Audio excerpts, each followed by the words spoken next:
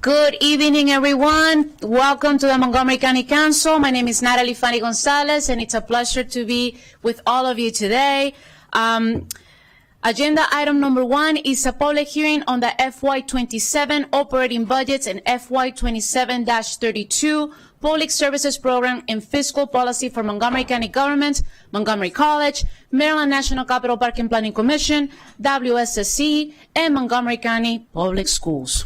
Committee work sessions on the FY27 operating budgets and FY27-32 Public Services Program and Fiscal Policy for Montgomery County Government, Montgomery College, Maryland National Capital Park and Planning Commission, WSSC, and Montgomery County Public Schools will be scheduled through the end of April. As a reminder of our public hearing testimony guidelines, your comments must be limited to issues relevant to the public hearing topic for which you are testifying and are appropriate for a public meeting. You will hear a tone when your time is up, and we will appreciate everyone abiding by the rules. Everyone, please do not clap, do not boo, do not interrupt any of the speakers. Every single person deserves respect, even if you disagree with them. So please do not do it. With that, we're going to start with Elizabeth Escobar. Go ahead, Elizabeth. Please turn on your mic. Good evening, Council President and Council members. My name is Elizabeth Escobar. I reside in Montgomery County, and I am a person who stutters. I am asking you tonight to support funding for Every Voice supported EVS, a small Montgomery County pilot program for adults who stutter. Many of us know someone who stutters. What we may not see is the shame, fear, and isolation that can live beneath the surface. Did you know that more than 3 million Americans stutter? Yet many adults who stutter feel unseen, feel unsupported, or left to figure things out alone.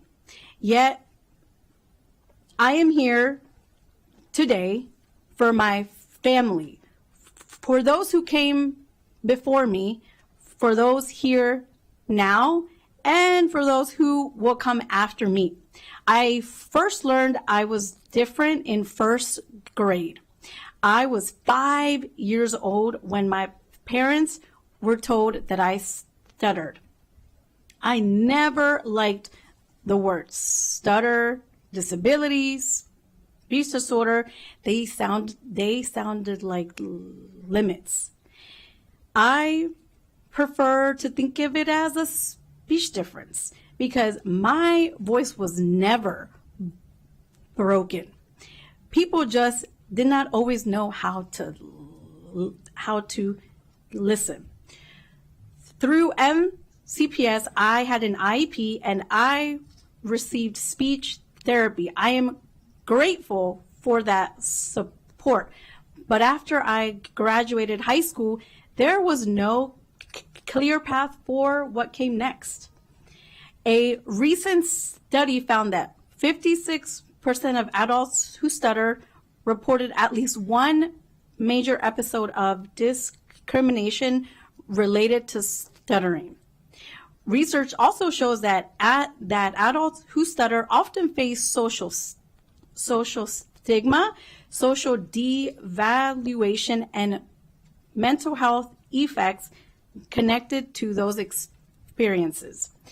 Today, I volunteer with the National Stuttering Association Rockville chapter, where people who stutter come together in a safe space to share their experiences.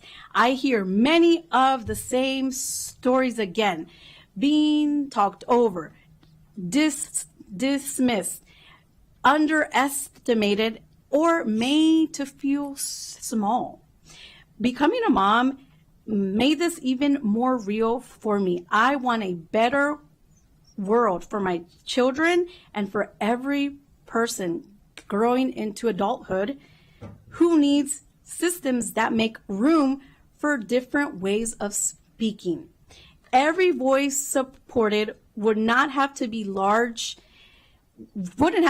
a large enough pilot program. It could begin as a small county pilot that offers support, guidance, connection, referrals, and a clear place to turn for adults who stutter in Montgomery County, Maryland. The deepest pain isn't always the stutter itself. It's the stigma, the feeling that your voice, my voice, makes others uncomfortable. Shame, fear, isolation. Sometimes what changes a life is not a huge program. Sometimes it is simply knowing you are not alone. EVS would send a message that Montgomery County sees people who stutter, that our voices belong here. Thank you very much. Thank you. David Stein. Good evening, Council President Fanny Gonzalez and members of the County Council. My name is David Stein, and I'm president of the Montgomery County Education Association. I'm here on behalf of 14,000 educators, as well as the students and families across Montgomery County, to urge you to fully fund the MCPS operating budget. Let me be clear, this budget is not about extras, it's about essentials. It's about supporting our special education students, enhancing security, and fully funding and respecting collective bargaining agreements. If the council fails to fund improvements allowing class sizes to remain manageable so students get the attention they need, our children will fall behind. If the council doesn't fund special education services, mental health supports, and safe learning environments, you will make it all the more difficult to ensure that every child will succeed to their fullest potential. If the council fails to fully fund the operating budget and fails to preserve the negotiated wages and working conditions in our contracts, the county's ability to recruit and retain high-quality educators our students deserve will be in jeopardy. Every day, educators in our schools are being asked to do more, with more needs in the classroom, more responsibilities on their shoulders, and more pressure than ever before. And yet, too often, they do so without the resources necessary to meet those expectations. We cannot continue to ask our educators to stretch themselves thinner and thinner while expecting better outcomes for our students. Not honoring cost of living adjustments that keep up with inflationary costs will do just that. Our educators are expecting and deserve their contractual wage increases and other improvements to ensure a quality education for our students. Montgomery County has long prided itself on having one of the best public school systems in the nation. But strong schools don't happen by accident. They are built and sustained through deliberate, consistent investment. If council chooses to underfund our schools, you are making a choice that affects classroom conditions, student outcomes, and the future of our community. The three scenarios presented yesterday to the council by staff would all result in moving our school system backwards. From a cut of $52 million, which will result in an inability to even keep up with inflationary costs, to a catastrophic cut of $222 million, a number which goes beyond any proposed increases by tens of millions of dollars. These scenarios will do serious harm. We need the council to look beyond these devastating proposals and find ways to fully fund this school budget. Everything needs to be on the table, including looking at our reserves, looking at revenue enhancements like those in the county executive's budget. By fully funding the MCPS operating budget, you are sending a clear message that we value our students, that we respect our educators, and that we are committed to the long-term success of Montgomery County. We know that our county faces difficult fiscal realities, and we understand that the council must make difficult decisions, but failing to live up to commitments made to educators and students is short-sighted. Thank you. Christine Handy. Good evening, council members. My name is Dr. Christine Handy. I am the president of MCAP, the union representing more than 900 administrators in MCPS. I'm here to advocate for full funding of the proposed budget of MCPS. This budget reflects what our students and schools need to move forward. I would like to address some important aspects of this budget. First, special education support. The $12 million investment to provide a special education resource teacher in elementary schools, learning centers, and specialized schools addresses a critical need. As a former principal of Gaithersburg and Einstein High Schools, this position was essential to supporting students, guiding teachers, ensuring compliance, and working with students and families. It was not optional, it was imperative. Our elementary schools need this same level of support. Second, class size reduction. The $35 million investment in staffing allocation standards is essential. Smaller class sizes allow for stronger relationships, more individualized instruction, and a stronger academic foundation. Third, safety and security. The addition of 28 security staff in elementary schools is proactive and a necessary start. Our youngest learners deserve the same level of priority, protection, and value as our secondary students. Fourth, expanded summer learning is no longer optional. It is a strategic investment to bridge learning gaps and prevent academic loss for many of our students. After all, I know we all want the same thing, to have every MCPS school to have a 5-star rating by MSDE. Each of these areas is essential. Any reduction will have a direct impact on students. We have seen this before. Even smaller percentage reductions result in fewer supports, fewer staff, and an increased strain on our schools. This budget has already been carefully prioritized. There is no excess left to cut, only essentials. I understand the weight of your decisions. I am here to advocate for what our students need. Finally, salaries and benefits. I could not leave here without emphasizing how important this is. Nearly $140 million is allocated to staff compensation that includes a 3.25% base salary increase. At the county's request, we negotiated a multi-year agreement in good faith. We upheld our end of that agreement. The question is, will the county uphold theirs?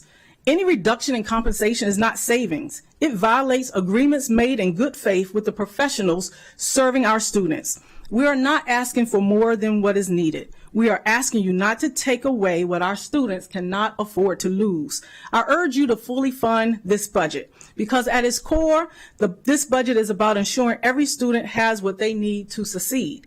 Montgomery County children cannot be used as a political bargaining chip. They deserve the resources, support, and opportunities necessary to thrive in an ever-changing world, and we must not fall short. Thank you. Thank you. Pia Morrison. Good evening, Council President Fanny Gonzalez and members of the Montgomery County Council. I am Pia Morrison, and I'm proud to be president of SEIU Local 500, representing over 10,000 education support staff in MCPS. I am here today to speak on behalf of education support professionals, some who are student-facing and some not, and many who are educational support professionals whom you may never see because they're skilled tradespeople, and they're the people who keep our buildings that are old, they keep them up and running so that they're still places that are safe to learn.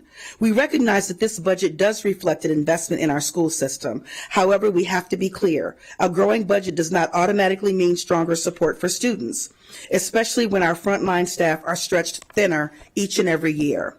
From the moment a student leaves home to the moment they return, our education support professionals are there, not just between the bells. They're cleaning and securing schools, making sure kids get to school safely, repairing infrastructure, making sure kids are safe.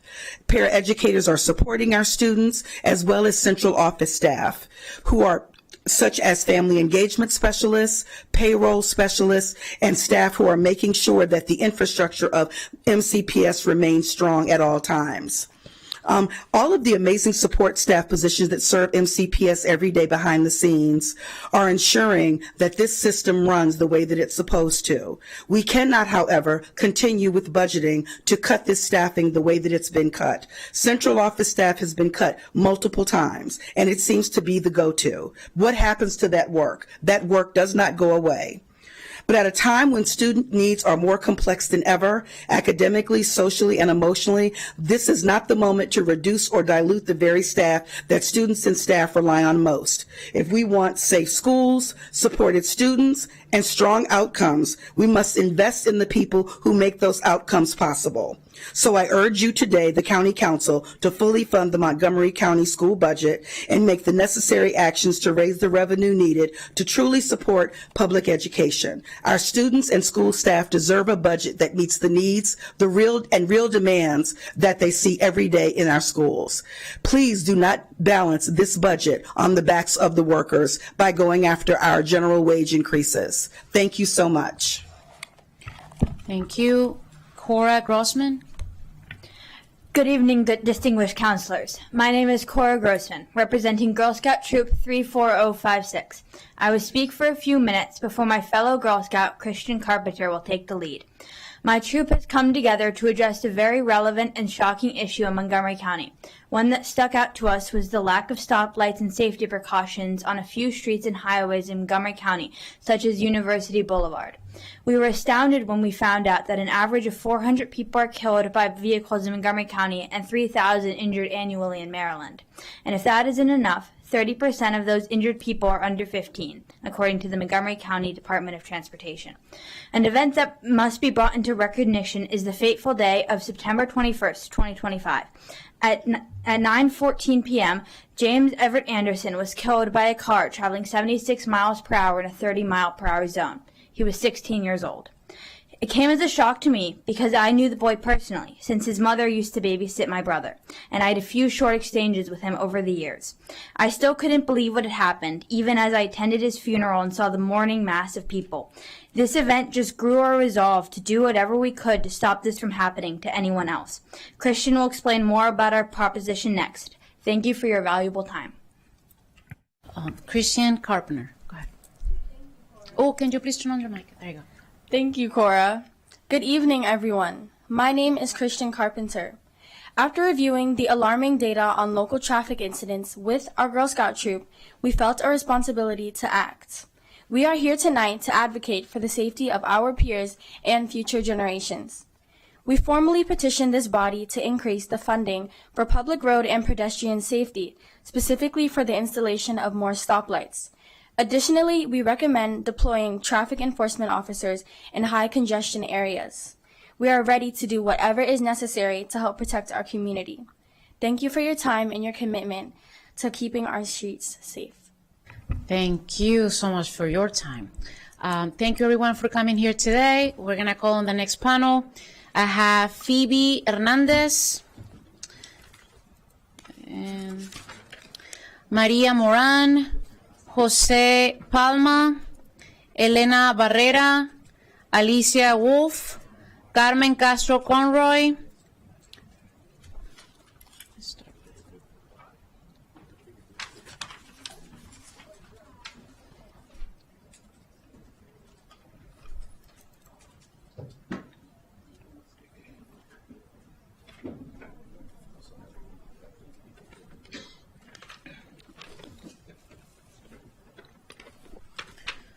So the first four people who will be testifying will do so in Spanish, and we'll have English translation right after. We'll start with Phoebe Hernández. Cuando pueda, por favor, prenda el micrófono que está al frente de usted y puede empezar. Okay. Protección de inquilinos en Long Branch. Estimados miembros del Consejo del Condado de Montgomery, mi nombre es Febe Hernández y soy residente en Long Branch e integrante de Embajadoras Comunitarias de Cheer. Hoy me dirijo a ustedes para pedirles que prioricen fondos adicionales para la prevención de desalojos en el presupuesto de este año. En nuestra comunidad estamos viviendo un patrón alarmante, familias trabajadoras que tras una enfermedad o una pérdida de empleo inesperada enfrentan la calle, no por negligencia, sino por falta de una red de apoyo y asesoramiento legal adecuado. Lo que estamos pidiendo en Long Branch, que muchos vecinos están enfrentando que no tienen derechos legales cuando una emergencia médica les impide pagar su renta a tiempo. La brecha de representación en la Corte de Desalojos es injusta. Mientras los propietarios tienen abogados, nuestra gente en Long Branch enfrenta el sistema sola. Un desalojo cuesta más al condado en servicios sociales que el costo de prevenirlo con asistencia financiera y temporal. Mi petición concreta para este consejo es aumentar el fondo de asistencia para emergencias HHH, especialmente para casos documentados de enfermedad. Por ejemplo, el caso de una vecina que es madre soltera y cada semana le están haciendo diálisis. Financiar una oficina de asesoramiento legal y generalmente que venga a Long Branch mensualmente, ya que actualmente están muy lejos de la comunidad. Les pido que no vean estas cifras como simples gastos, sino como una inversión en la estabilidad de nuestras familias y la salud de nuestra comunidad. No podemos permitir que la enfermedad sea una sentencia de falta de vivienda en uno de los condados más ricos del país. Atentamente, Feber Hernández. Gracias. Tenant protections in Long Branch. Dear members of the Montgomery County Council, my name is Phoebe Hernandez and I am a resident of Long Branch and a member of the CHEER Community Ambassadors. Today, I am asking you to prioritize additional funding for eviction prevention in this year's budget. In our community, we are seeing an alarming pattern.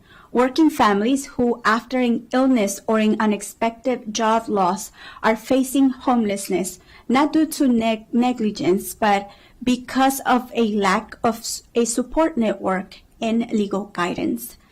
This is what we are experiencing in Long Branch.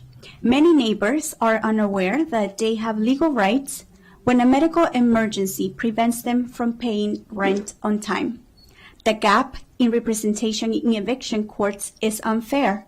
While landlords have attorneys, our Long Branch residents face the system alone. An eviction costs the county more in social services than preventing it through temporary financial assistance. My specific requests to the council are, number one, increase the emergency assistance fund, especially for documented cases of illness. For example, a neighbor who is a single mother and receives dialysis every week. Number two, fund a mobile legal advisory office that visits Long Branch monthly, since services are currently located far from the community. I ask that you not view these figures as simple expenses, but as an investment in the stability of our families and the health of our community. We cannot allow illness to become a sentence to homelessness in one of the wealthiest counties in the country. Sincerely, Phoebe Hernandez. Gracias. María Morán.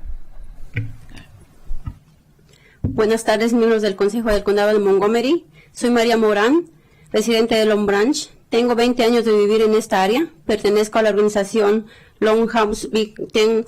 Pertenezco al grupo también de embajadoras comunitarias de CHEER. De la manera más atenta, pido que asignen más fondos económicos a instituciones y programas que brindan servicios a las familias con bajos recursos, como Linkage to Learning, Caridades Católicas, Casa, T-Center. Ellos ayudan a pagar renta de los inquilinos que son elegibles y dan algunos otros servicios como pago de biles, luz, agua y gas, ya que por falta de trabajo, enfermedades o por la detención de alguna cabeza del hogar que fue detenido por ICE, no ajustan para pagar su renta, ni las utilidades. Este año, 2026, han aumentado las rentas.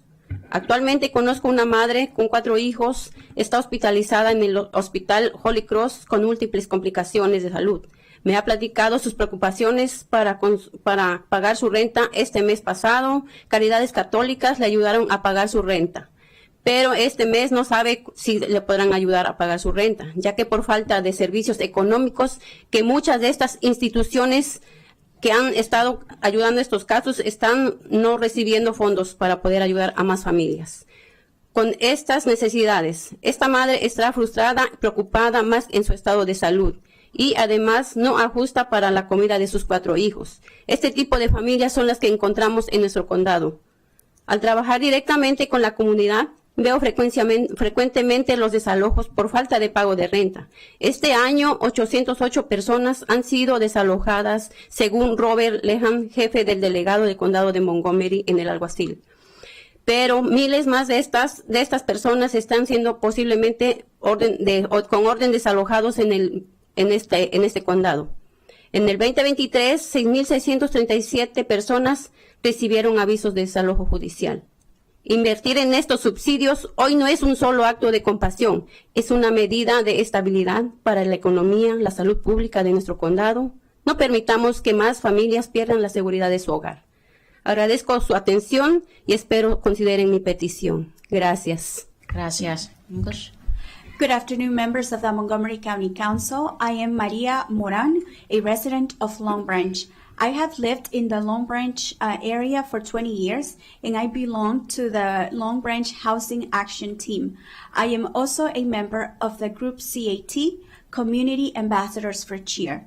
I respectfully request for additional funds to institutions and programs that provide services for low-income families, programs such as Linkages to Learning, Catholic Charities, CASA, and TESS Center.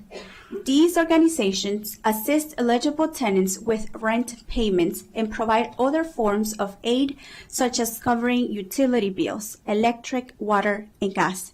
Due to unemployment, illness, or the detentions done by ICE, many families are unable to afford their rent or utility costs. Additionally, rent rates have increased this year, 2026. I currently know of a mother of 4 who is hospitalized at Holy Cross Hospital due to multiple health complications. She has shared with me her deep concerns regarding how to pay her rent. Last month, Catholic Charities helped her pay her overdue rent, but this month, she is unsure if they will be able to assist her again. This uncertainty seems to be caused due to the lack of financial resources, because many institutions that assist with these types of cases are not receiving enough funding to help families that face these needs. This mother is feeling frustrated and anxious because of her health conditions and the fact that she cannot make ends meet to provide food for her 4 children. These are the types of needs that we need to cover in our community. By working directly with that community, I have witnessed evictions because people have not paid their rent. This year, 808 people have been evicted according to the Chief Deputy of the Montgomery County Sheriff's Office. Many people are dealing with potential eviction orders from the courts. In 2023, 6,637 individuals received judicial eviction notices. Investing in these subsidies today is not merely an act of compassion. This is a measure of stability for our county's economy and public health. Let us not allow families to lose the security of their home. Thank you, and I hope that you consider my petition. Gracias. Señor José Palma, si me prende el micrófono, está ahí al frente de usted un botoncito en la mano derecha. Eso. Ok, gracias. Buenas noches, miembros del Consejo. Mi nombre es José Palma. Quiero pedirles aumento de financiación de los programas de vivienda asequibles en el condado. Quiero también agradecer grandemente a Carmen Castro, Esmeralda, y también a Johnson, quienes me han ayudado en este proceso. Actualmente vivo en el área de Wheaton con mi esposa y mi hijo. Hace muchos años vivía en un pequeño apartamento con mi familia y estábamos bastante apretados. Ni siquiera teníamos un patio donde pudiéramos pasar tiempo de calidad juntos, pero nos arreglábamos. Eventualmente tuvimos la bendición de poder convertirlo en propietarios y comprar una casa en la Randolph. Luego, en el 2021, nuestras vidas cambiaron para siempre.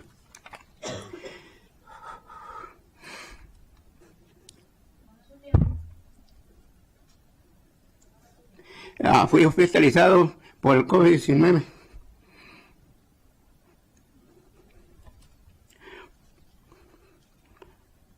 Por 18 meses.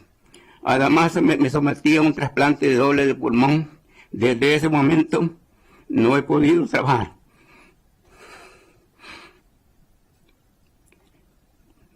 Sin embargo, hace varios meses comencé a recuperar algo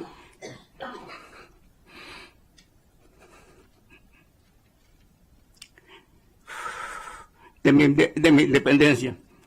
Volví a cocinar, a hacer algunos trabajos de jardín. Eventualmente tomo 30 pastillas al día.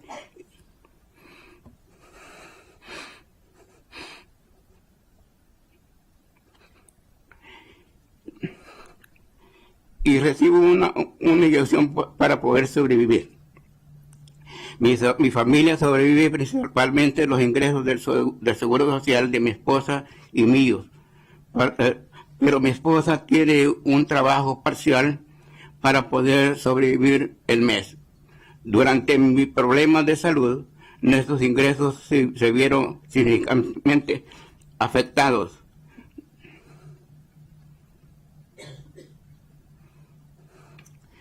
Nuestro hogar estuvo en riesgo de ejecución hipotecaria.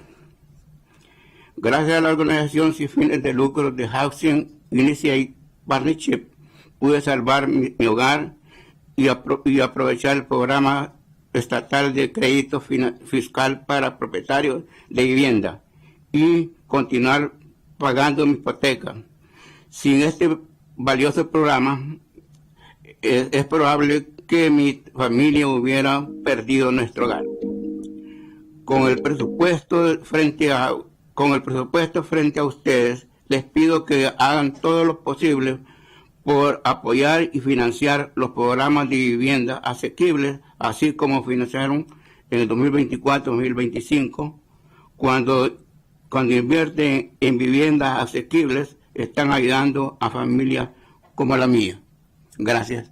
Gracias a usted por compartir esa historia. Good evening, council members. My name is Jose Palma, and I want to urge you to increase funding for the county's affordable housing programs. I currently live in Wheaton, in the Wheaton area with my wife and son. Many years ago, I lived in a small apartment with my family, and we were quite cramped.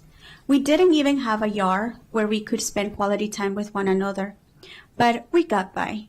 Eventually, we were blessed to be able to become homeowners and purchase a home off of Randolph Road. Then, in 2021, our lives changed forever. I was hospitalized with COVID-19 and spent 18 months in the ICU. Also, I underwent a double lung transplant. Since then, I haven't been able to work. However, several months ago, I began to regain some of my independence and began to cook and do yard work again. I currently take 30 pills a day and receive 1 injection per week so that I can keep on living. My family primarily survives off of Social Security income for my wife and I, but my wife also works a part-time job to help make ends meet. During my health scare, our income was significantly impacted and our home was threatened with foreclosure. Thanks to the nonprofit Housing Initiative Partnership, I was able to save my home and take advantage of the state homeowners tax credit program and continue paying my mortgage payment. Without Housing Initiative Partnership, my family likely would have lost our home. With the budget before you, please do everything in your power to restore funding to affordable housing programs that is closer to the funding levels that were passed in 2024 and 2025. When you invest in affordable housing, you are helping families like my own. Thank you. Gracias. Señora Elena Barrera. Buenas noches, señores concejales. Mi nombre es Elena Barrera y soy residente de una vivienda asequible. Vivo en los apartamentos Pembridge Square de MHP en Wheaton. He residido allí durante los últimos 7 años junto a mi madre, quien es una persona mayor, y mi hija adolescente de 14 años. Las viviendas asequibles han permitido que personas como yo contemos con un techo sobre nuestras cabezas, Poder ofrecer esto a nuestras familias nos permite vivir con dignidad, seguridad y comodidad, y así prosperar verdaderamente. Como madre soltera y sobreviviente de cáncer, sé perfectamente que contar con una vivienda digna, asequible, significa mucho más de lo que se imagina. He pasado por muchas dificultades y sigo aprendiendo que valorar lo que se tiene es mucho más importante que enfocarse en lo que falta. Por eso les pido que aumenten los fondos destinados a los programas de viviendas asequibles del condado. Estas identidades no solo se limitan a ofrecer la oportunidad de tener un techo. MHP brinda servicios de apoyo a madres solteras y familias de bajos recursos, ayudando a reducir los gastos del bolsillo en necesidades esenciales como el cuidado de los niños, la alimentación y los pañales. Los proveedores de viviendas asequibles no podrían realizar esta labor sin la inversión del condado. No hay nada más importante para una familia que contar con una vivienda segura y asequible. Por favor, no reduzcan los fondos destinados a las viviendas en el presupuesto de este presente año. Gracias. Good evening, council members. My name is Elena Barrera, and I am a resident of affordable housing. I live in the Pembridge Square apartments managed by MHP in Wheaton. I have lived there for the past 7 years with my mother, who is an elderly person, and my 14-year-old daughter. Affordable housing has allowed people like me to have a roof over our heads, and being able to provide this for our families allows us to live with dignity, safety, and comfort, and to truly thrive. As a single mother and a cancer survivor, I know firsthand that having decent and affordable housing means much more than you might imagine. I have gone through many hardships, and I continue to learn that valuing what you have is far more important than focusing on what is missing. For this reason, I ask that you increase funding for the county's affordable housing programs. These organizations do more than just provide the opportunity to have a roof over one's head. MHP offers support services to single mothers and low-income families to help reduce out-of-pocket expenses for essential needs such as childcare, food, and diapers. Affordable housing providers will not be able to carry out this work without the county's investment. There is nothing more important for a family than having safe and affordable housing. Please do not refuse funding for affordable housing in this year's budget. Thank you very much. Thank you. Alicia Wolf. Good evening. My name is Alicia Wolf, and I'm a parent at Steadwick Elementary School in Montgomery Village. I'm here to urge the council to fund the Excel Beyond the Bell program at Steadwick Elementary. Steadwick is a Title I and community school serving a high-need, vibrant, and diverse population.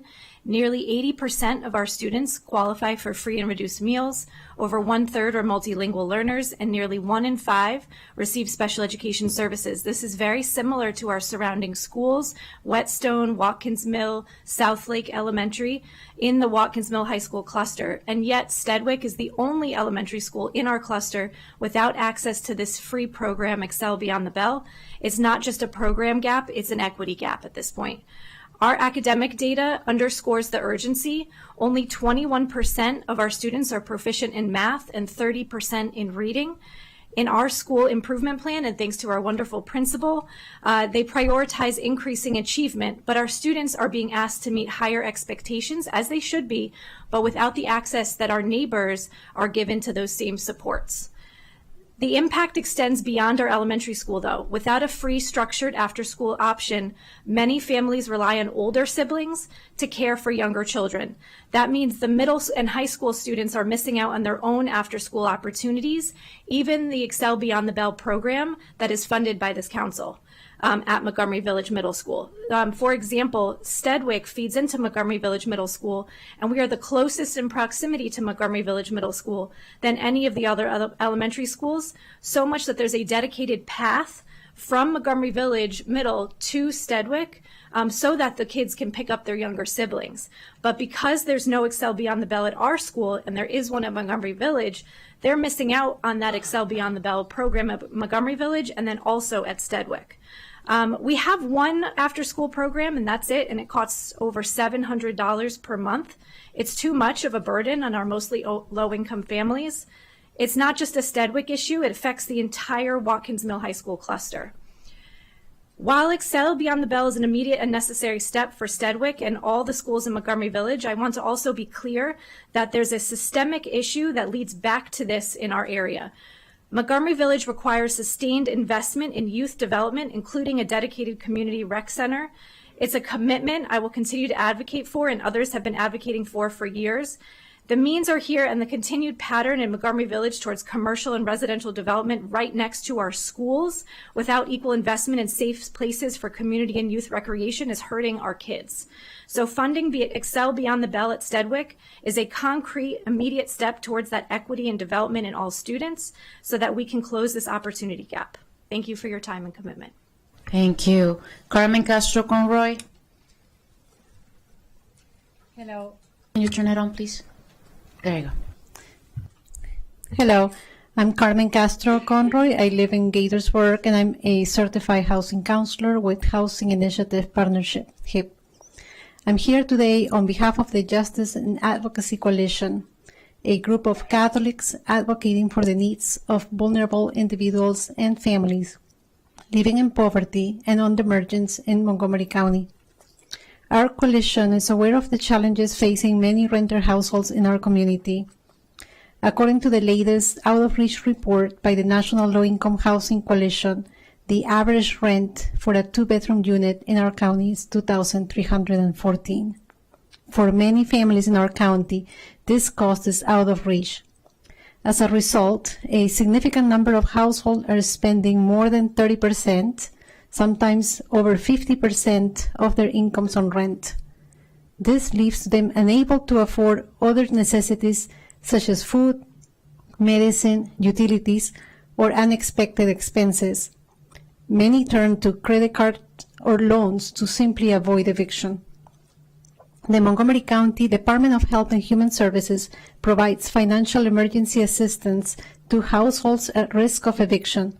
However, this assistance is limited and not always sufficient to help all individuals. Many households need long-term support through housing subsidy programs to help mitigate the high cost of living and the lack of affordable housing. Programs like CHARP and RAP help families remain housed.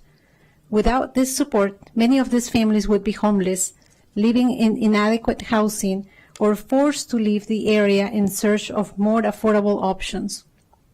For example, one of my housing counseling clients whose only income is Social Security is able to rent a room in Montgomery Village through our home sharing program only because he receives rental assistance from RAP.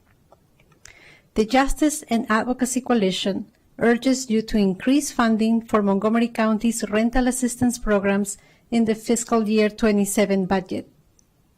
Now is not the time to reduce funding for programs that serve our most vulnerable residents, including older adults, families with children, and individuals with disabilities who struggle to make ends meet. We urge you to find solutions to provide more funding for rental assistance programs in the next year's budget. Thank you. Thank you very much. Muchas gracias a todos. I'm going to call the next panel. Gracias por venir acá. Lauren Brown, Glenn Fellman, Charlene Griffith, Karen Blanton, Andrea Neal, Hannah Hutton, Darlie Satterwhite.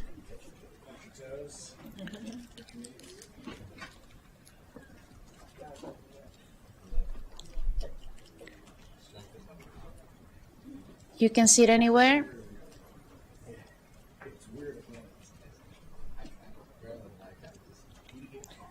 So who's Lauren Brown?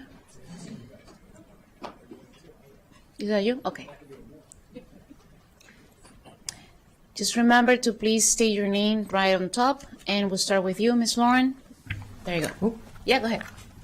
Good evening, council members. My name is Lauren Brown, and I'm a parent of a Steadwick Elementary student. I am here today to sincerely and urgently encourage you to fund Excel Beyond the Bell at Steadwick Elementary School. Steadwick is a Title I school and a designated community school. According to state data, over 70% of Steadwick students qualify for free and reduced priced meals.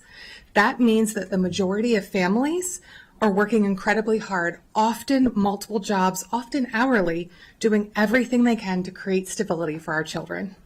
And yet every single day at 3:45 p.m., many of those families face an impossible choice. Without Excel Beyond the Bell, parents must leave work early or risk their jobs to pick up their children. Private after-school care exists, but for many families, it's simply unaffordable. When you are already making an impossible decision about rent, food, transportation, hundreds of dollars a month for childcare is out of reach. This gap doesn't just affect the elementary school students. It ripples through the entire community. In the Watkins Mill cluster, nearly every other school has access to Excel Beyond the Bell. Steadwick does not. That means that middle school students with younger siblings at Steadwick have to rush home to provide care. They miss out on their own after-school care programs, academic support, and opportunities just to be kids, not because they lack the motivation, but because their families need them. That's not equity. The solution is within reach. Excel Beyond the Bell is not just childcare, it's academic support. It's enrichment. It's a safe, structured environment where students can build confidence, develop social skills, and stay engaged in learning beyond the school day. If funded at Steadwick, this program would be transformative. It would allow parents to work full shifts with peace of mind and would give elementary students access to enrichment and support. It would free middle schoolers to participate in their own academic and extracurricular activities, and it would close a very real opportunity gap within Montgomery Village. Steadwick families are not asking for a handout, they're asking for a fair shot. When schools with similar populations already have this program, but Steadwick does not, we have to ask ourselves whether we are truly aligning our resources with our values. Funding Excel Beyond the Bell at Steadwick is an investment in stronger families, stronger students, and a stronger community. It's also an opportunity for this council to demonstrate leadership and show your constituents that you are responsive to real community needs and to make a tangible, visible difference in the daily lives of working families. I urge you to fund Excel Beyond the Bell at Steadwick Elementary School. Thank you for your time, your leadership, and your commitment to Montgomery County's children. Thank you. Next is Glenn Feldman. Can you please turn on your mic? There you go. All right. Good evening, Council President and members of the County Council. My name is Glenn Feldman, and I'm a lifelong Montgomery County resident. I'm here to speak to you about funding related to homelessness tonight. The county's homeless population is 162% higher than it was in 2021. Family homelessness is up 80% from 2024 to 2025. Encampments are now in many parts of the county, including visible ones in our own backyards and neighborhoods. I have visited 25 separate sites north of the Beltway in the last 3 months. Germantown, Gaithersburg, Rockville, Aspen Hill, Twin Brook, North Bethesda, Wheaton, Aspen Hill, Springbrook, and more. All reported to you and to county officials. It's a crisis. The county must approve the recommended funding for services to end and prevent homelessness. The executive's proposal increases CEF to $68.2 million, a 10% increase over last year. CEF does a great job. They make sure that families and children are off the streets, and they offer services and shelters to others, and that work must continue. However, the workload and the problem isn't going to abate unless the county adopts policy changes that causes that outcome. It's time to adjust the CEF and continuum of care approach. After intensive good faith outreach and offers of services, really good faith outreach, individuals who repeatedly decline help and continue to occupy public spaces have to be made to leave and the spaces reclaimed. The current Housing First model, while well-intentioned, has not stemmed the problem nor the visible growth of encampments. We must add accountability. Services, yes, yes, yes, but unlimited illegal camping and public nuisances, no. We should not be expected to see encampments for months or years at a stretch from our kitchen windows in Flower Hill, Wheaton, and Glenmont. That's why, in addition to recommending the approval of the proposed budget for CEF, I'm also requesting a substantial increase in funding to DHCA for code compliance and inspections beyond the modest 6.5 bump already proposed. We need more inspectors, faster response time to address the violations tied to illegal dumping, neglect of commercial properties, and the fields of trash left by encampments. We must also fund parallel agencies responsible for maintaining public lands, parks, DOT, and general services, so they can provide prompt reclamation of sidewalks, right-of-ways, and other county-owned spaces. I urge you to approve the CEF increase and add targeted new dollars for stronger code enforcement and public space reclamation, and reshape policy to discourage encampments from developing in the first place by making it clear that we will not accept them in our backyards. Our neighbors deserve safety, and our most vulnerable citizens and neighbors deserve real paths out of homelessness, not endless tolerance of encampments. Thank you. Thank you. Charlene Griffith. Good evening, Montgomery County Council President and council members. My name is Charlene Griffith. I am a resident of Montgomery County, advocating on behalf of our unhoused neighbors and those currently in our shelter system. I am here today asking for your attention to shelter conditions and for funding towards housing stability. I have experienced homelessness twice in my life, once as a child and again recently as an adult.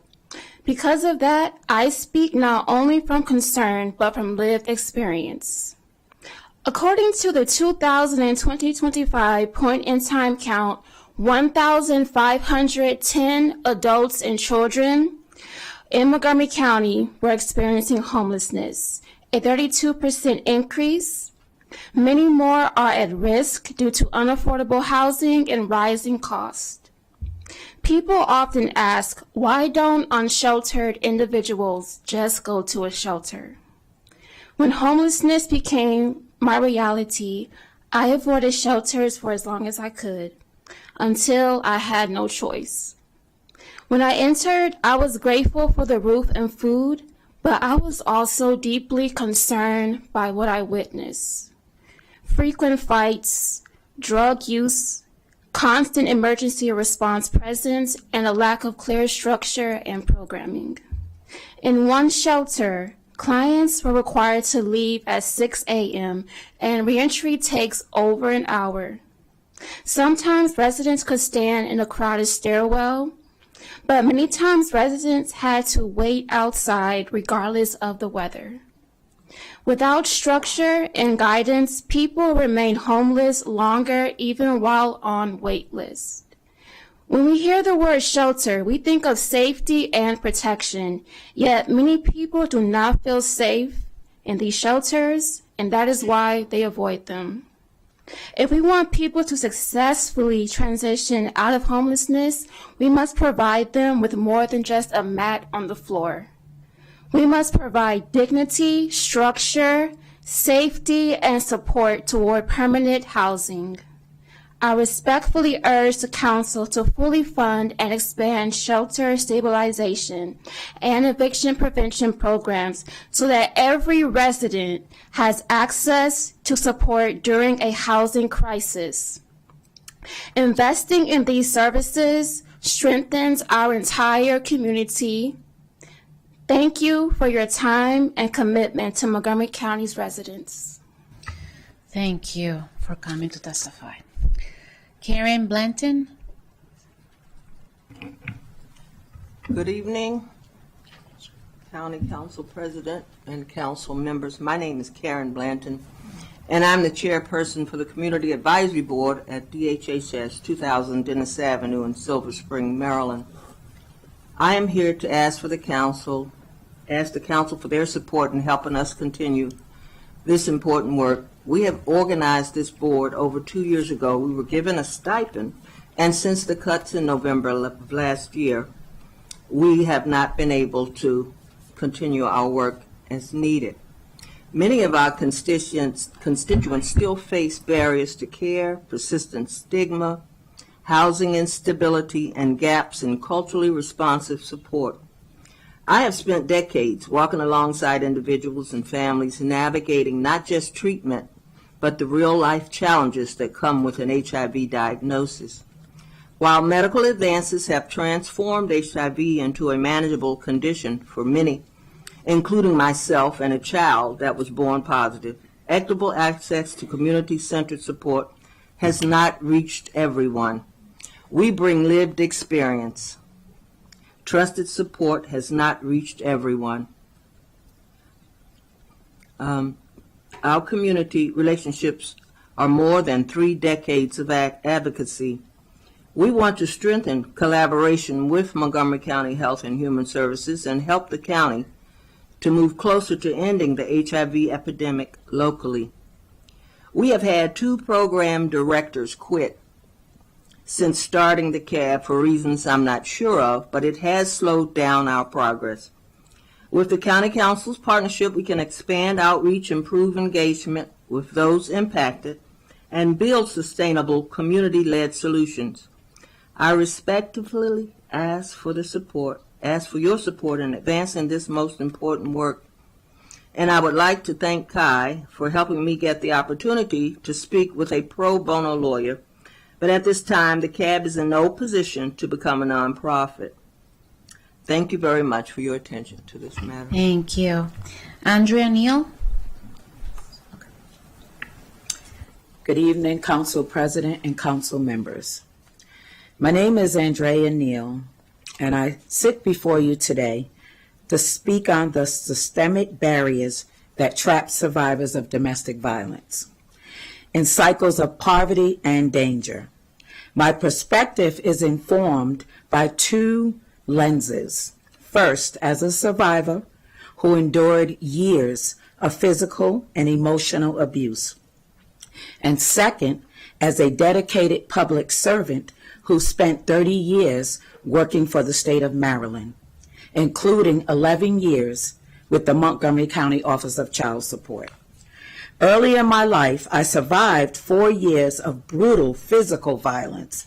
Later, 15 years in a marriage defined by verbal and emotional abuse.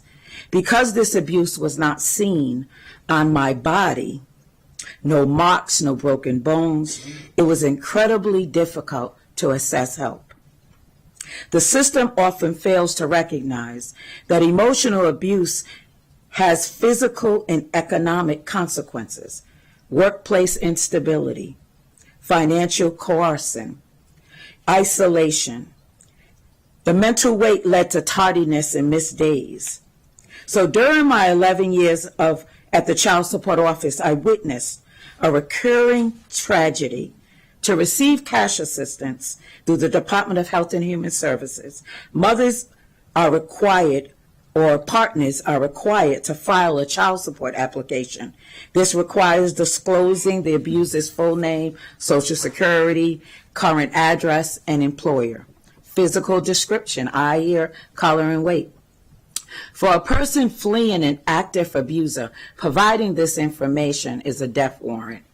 I watch women come to our office 5 to 7 days in a row, caught in a bureaucratic loop between child support and Department of Health and Human Services. They were terrified that cooperation would lead to violent repercussions. Yet, if they did not provide the information, they were denied the very benefits they needed to survive. Based on reports from Montgomery County, Maryland, and Maryland court data, the number of domestic violence cases and related legal actions for 2023 through 2024 are as follows. Protective order hearings in 2023. There were nearly 3,000 domestic violence final protective order hearings in Montgomery County. Investigated cases between 20 and 24. Roughly early 25, the Montgomery County Sheriff's Office Domestic Violence Unit investigated approximately 400 cases, specifically focusing on high-risk incidents. I'm asking for beyond our strongholds successfully to receive funding. Thank you. Thank you for your testimony. Next, we have Hannah Houghton. Can you please turn on your mic? There you go. Hi. Good evening, council members. My name is Hannah Hutton, and I'm here to advocate for fully funding the Montgomery County Recreation and Montgomery Parks budget. It's been a really hard year. There's been a lot happening in the world with everything that happened to USAID, global health programs no longer being funded. I have friends whose contracts have ended and they no longer have jobs. I have neighbors who are losing jobs and hear about people being taken by ICE. And it's been really hard to be present. So I imagine that you guys have the same sort of thoughts and concerns about all of those things, and I have to get back to the Montgomery County Recreation and Parks funding of the budget. But I want you to think about what sort of things you do to find some joy during these times, because when it gets really dark and you're trying to not have panic attacks, first you call the doctor, right? But then there's often advice to do something that helps you calm down, do something that you find beautiful or makes you happy. And countless times this year, that has been going to parks, walking around Brookside Gardens. It's very hard to cry when you're walking up the hills at Lake Needwood. And when I feel really weak, I can go to the Lawton Rec Center and lift weights. And if I feel like I can't breathe, go to one of our great pools and swim. And I really appreciate that I've grown up in this county and learned those resiliency skills from our recreation and parks. I've learned to trust a team from sports growing up and learned to take advantage of the resources that we have here. So I'm here today to remind you guys that I know you guys all use the parks too, but please keep them funded. So thank you. Thank you for that. Darlie Satterwhite. Good evening, members of the County Council. My name is Dorley Satterwhite, and I have been a special education teacher for 25 years, 16 of which in MCPS. I also serve as the chair of the MCEA-MCPS Special Education Collaboration Committee. Tonight, I am here to urge the Council to fully fund the Board of Education FY27 operating budget request. We are no longer managing a shortage. We're subsidizing a crisis. When this Council look at the budget, you see line items. When I look at my school, I see the human costs of those lines. Chronic underfunding in special education has critical consequences which clearly demonstrate the importance of passing this budget. We are paying for turnover, not stability. For years, my school and many others have relied on a revolving doors of substitute and continually certified teachers to fill vacancies. These individuals are often forced to learn complex legal and instructional system while managing students with high-intensity needs.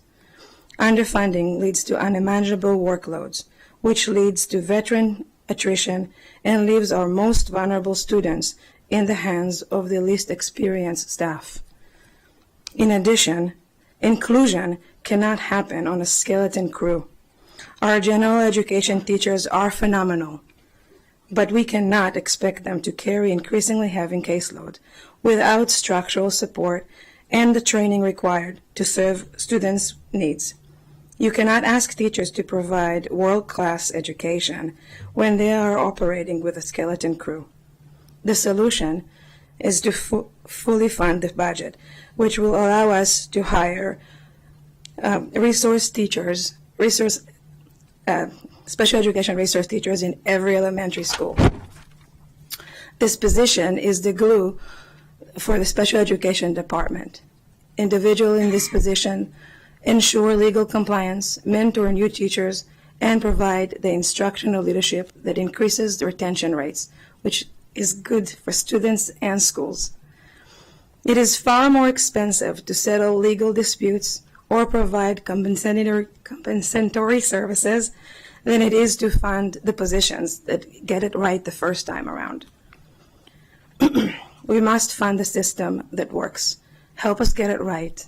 Please fully fund the MCPS FY27 operating budget and ensure full-time resource teacher is placed in every elementary school. Thank you. Thank you to each one of you for coming today. I'm going to call the next panel. So we have Mayur Modi, Wendy Callum, Mary Kohler, Carla McNeil, Ricardo Hernandez, Sherilyn Moses, Lynn Parsons.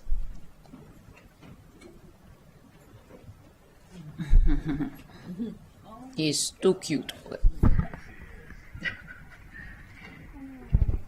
And we're going to start at C Mayor. There you go.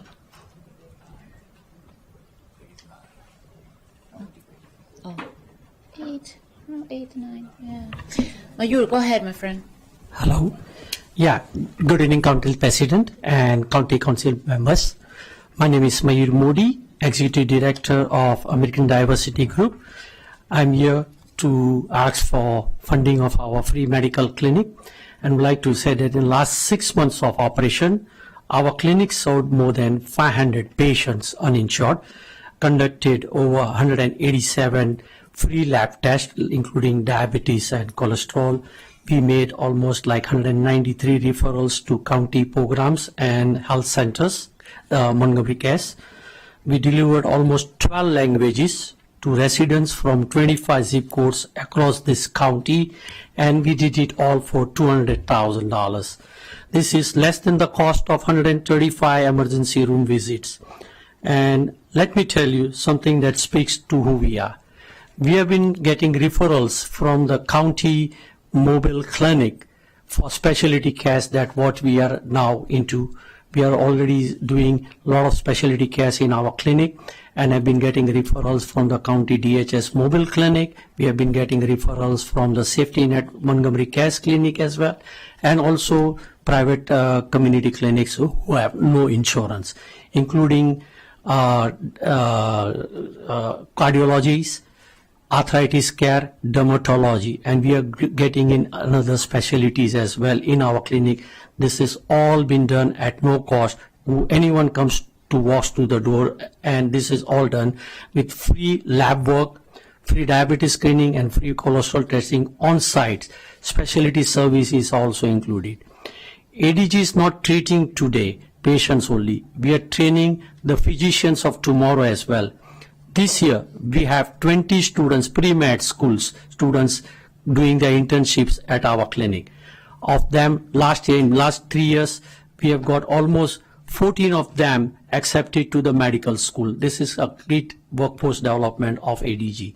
These students who come to ADG to serve underserved communities, and they left prepared to do exactly what for the rest of their careers to serve the population underserved.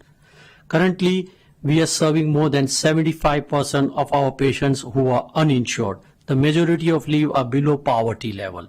They speak in different languages like Spanish, Amharic, Nepali, Creole, Hindi, Urdu.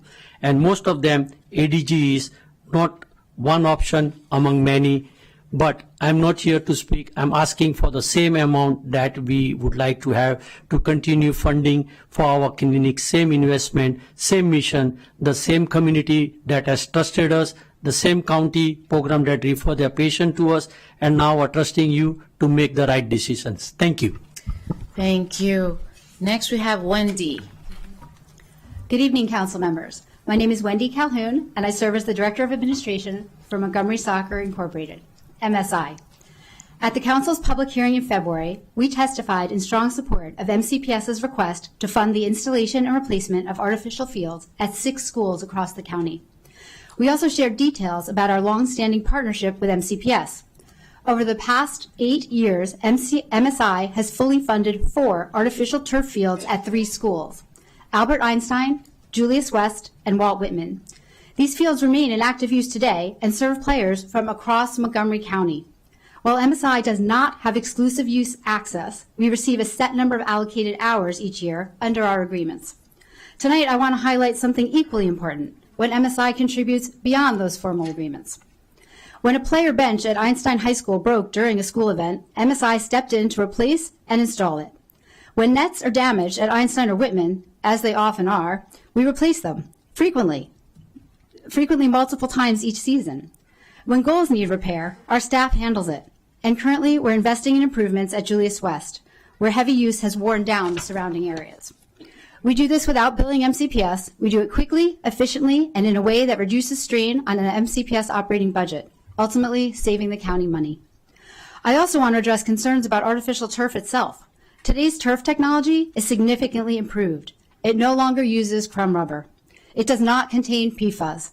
It runs substantially cooler than older surfaces, and it is fully recyclable. These are modern, environmentally responsible systems. From a fiscal perspective, while turf fields require higher upfront investment, they cost less to maintain annually than grass fields, and they can handle far more use.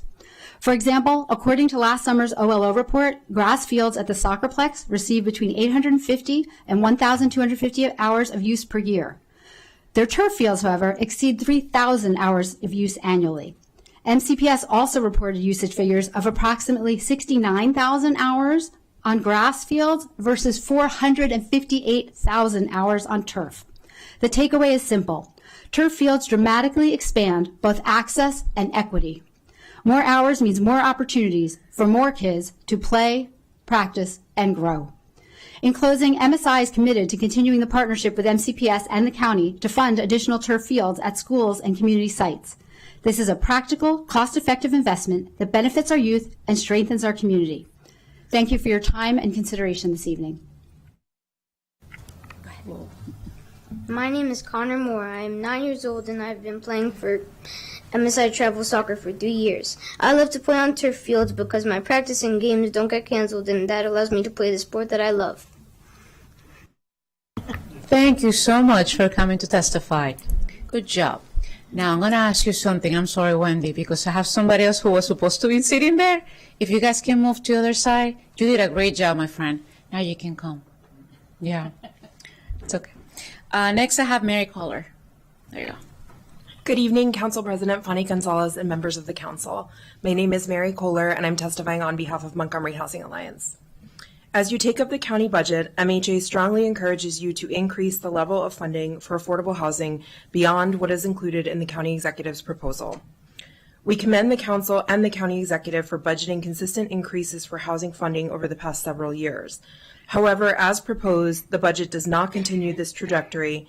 It would reduce funding for preservation and development below the funding levels of the previous 2 years. Over the past several years, the Council has prioritized housing, especially affordable housing, and made major strides on the issue. Yet we know we still must add tens of thousands of housing units over the next decade, 3/4 of which must be affordable to low and moderate income households. Right now, we know that there are projects in the county's pipeline ready to close in FY27 that would require $169 million in funding. The proposed budget includes approximately $100 million, a reduction of approximately $20 million from each of the previous 2 years. If the Council does not increase funding levels for preservation and development, the pipeline will be significantly disrupted and projects may be derailed entirely, costing the county much needed affordable units.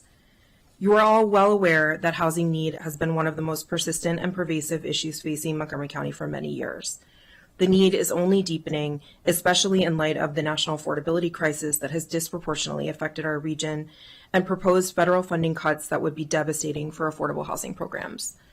Montgomery County families and individuals are facing unexpected income reductions and climbing gas and grocery prices, and these pressures only make maintaining housing costs harder.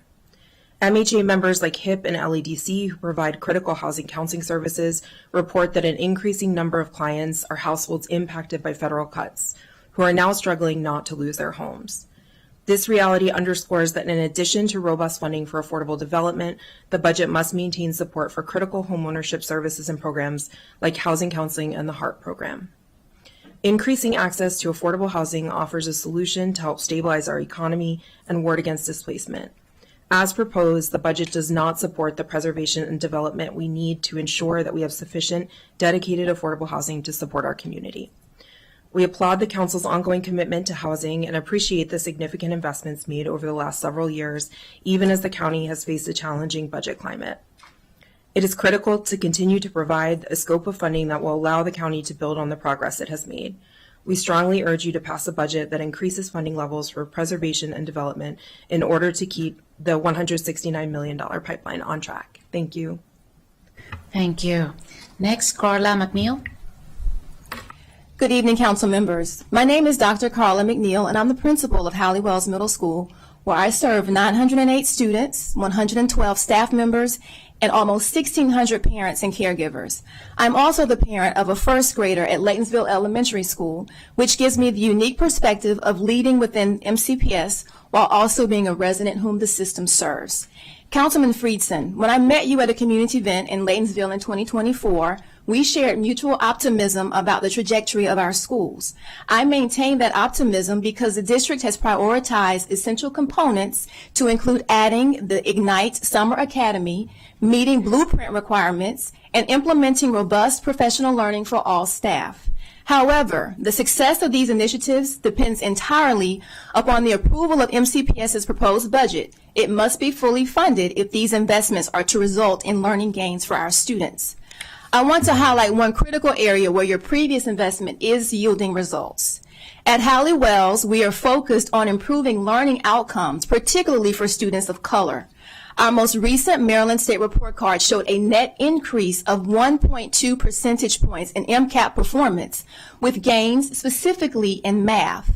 This is direct evidence that aligning curricula with state assessments and investing in staff development is working, and it helps us maintain our 4-star school rating. I want to also highlight an area where we need the County Council to continue to invest in our work. We serve some of our most vulnerable students through specialized support services. This year's budget includes a resource teacher for special education, or RITSE, for elementary schools, which is a game changer. It allows for the strategic collaboration necessary for students to transition successfully from elementary to middle school. When my husband and I moved to this area from Alabama in 2011, we chose Montgomery County specifically for its schools. Today, as a leader, I know that the working conditions for staff are the learning conditions for children. I have students in my building who experience multiple learning barriers trying to access instruction. So my goal is to ensure that all my students have opportunity. That opportunity is not possible with underfunding. I urge you to approve this budget that prioritizes the needs of both students and staff and honors the negotiated compensation agreements. I'm asking you to please provide the resources necessary to operationalize our commitment to every student in Montgomery County. They deserve it. Thank you. Thank you. Ricardo Hernandez. Good evening, esteemed county council members. My name is Ricardo Hernandez, principal of Seneca Valley High School. I'm here for one simple reason: to advocate for full funding of the upcoming MCPS fiscal budget, one that meets the state's mandated requirements and, most importantly, supports our most vulnerable students. Seneca Valley is truly a comprehensive high school. As a wall-to-wall IB school, we provide rigorous college-level coursework alongside a robust career and technical education program. Our students gain hands-on experience in fields like automotive technology, carpentry, HVAC, electrical work, medical careers, computer programming, and networking. These opportunities help students see a future for themselves and what their lives can look like beyond graduation, along with filling a much-needed need in our workforce, in the system, and in the nation. But this level of opportunity does not happen by chance. It requires resources, highly skilled educators, and a deeply committed staff to support what is the largest high school in the state of Maryland. Funding the MCPS budget honors the negotiated compensation agreements for our committed and highly skilled employees at Seneca Valley High School and MCPS. At Seneca Valley, we say Seneca Valley is not just a choice, it's a passion. I urge you to see this budget the same way. Funding it is not simply a choice, it's an obligation, a commitment to our students, our families, and our staff. I understand these are challenging economic times as the cost of doing business has increased across all sectors. But our children should not bear the burden of those challenges. They deserve stability, opportunity, and the full support of our community that believes in them. Thank you for your time and consideration. Thank you. Next, Shirley Moses. Good evening, and thank you for the opportunity to speak. My name is Dr. Sherilyn Moses, proud principal of Dr. Ronald E. McNair Elementary School and assistant chair of the elementary chapter of MCAP. I'm here tonight in strong support of fully funding the 2027 superintendent's recommended operating budget. Montgomery County Public Schools has long been a high-performing system, but the demands of our schools have never been greater. If we want strong outcomes, we must invest in the conditions that make them possible. First, every elementary school must have a dedicated resource teacher for special education. Support for students with disabilities cannot depend on availability, it must be guaranteed. The RITC ensures IEP compliance, supports teachers, and provides families with consistent guidance. Superintendent Taylor's budget makes this a firm standard, not a guideline, not a goal, but a guarantee. Second, our students and staff deserve consistent building-based security. Safety cannot be scheduled, it must be present. We are seeing more frequent and more intense situations at the elementary level, including domestic conflicts and custody disputes that enter our building each day. Under the current model, we rely on roving security, and I've had personally managed escalated situations without immediate on-site support. This investment ensures that safety is not delayed when it matters most. Third, this budget takes an important step towards reducing elementary class sizes. If we want to meet every child's need, we must give teachers the capacity to do so. Smaller class sizes strengthen relationships, increases individual attention, and create the conditions necessary to close the opportunity gaps. Finally, this budget sustains the progress we are seeing across the system. Progress does not happen by chance. It happens through sustained investment. Currently, 52% of MCPS schools have earned 4 or 5 stars on the Maryland State Report Card, and continued funding is essential to maintaining that momentum. We want 100%, right? Of course we do. The superintendent's recommended operating budget is not aspirational. It's essential. This is not about extras. This is about what our students need every single day. I respectfully urge the council to fully fund this budget. Our students are not asking for more. They're asking for what they deserve. Thank you for your time and consideration. Thank you. Next, Lynn Parsons. Hi, I'm Lynn Parsons, and I'm here in support of the budget request from Montgomery County Parks. A longtime parks volunteer and weed warrior, I spend hundreds of hours per year on restoration. The first week of October, when I was removing invasive species from Kengar Park, I found myself slipping and sliding on bamboo poles that had been dumped unnoticed under the cover of thick invasives for possibly years. I began piling it up near the road, thinking I would cut it up and haul it away myself, but the pile ended up chest high and multiple car lengths wide. After several phone calls, I ended up with an email connection with Sean Everson, Public Information and Customer Service Manager. Initially, my request for bamboo removal was turned down as it was assumed I was requesting live bamboo removal, which would be too labor-intensive for Sean's crew. When I clarified that it was cut bamboo that had been stacked in an enormous pile, Sean indicated that his crew would be able to remove it. It was several weeks before the crew came to shred the bamboo, and in the meantime, someone continued to unload more bamboo, scattering about the forest area. I pulled it all out of the woodland and added to the pile. Once the crew arrived, I was very relieved at how thoroughly the cleanup was and hoped that this was the end of the issue. By November 17th, I had to send another email to Sean as the bamboo was being dumped again and I was again piling it near the road. Over the winter weeks, dumping continued and the pile grew. It was apparently perceived as a yard waste dump.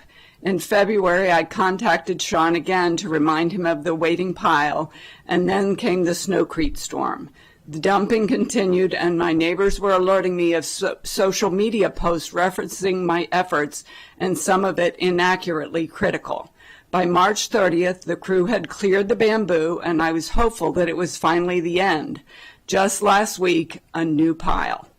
As volunteers, I believe we provide the county and the parks with a great bonus that magnifies the efforts of park staff, but we need the dedicated support of park staff to make our efforts practical. I understand that the 6.3% increase was requested for FY27 and the county executive recommends only 4.1, resulting in a shortfall that limits the ability to hire back positions still vacant since the pandemic, as well as a cut in seasonal help that performs the sort of tasks like the one which supported me. I believe our well-maintained parks provide a priceless respite and treasure for both people and wildlife, but left unmaintained, problems multiply and the deteriorating valuable park resource becomes extremely difficult and costly to restore.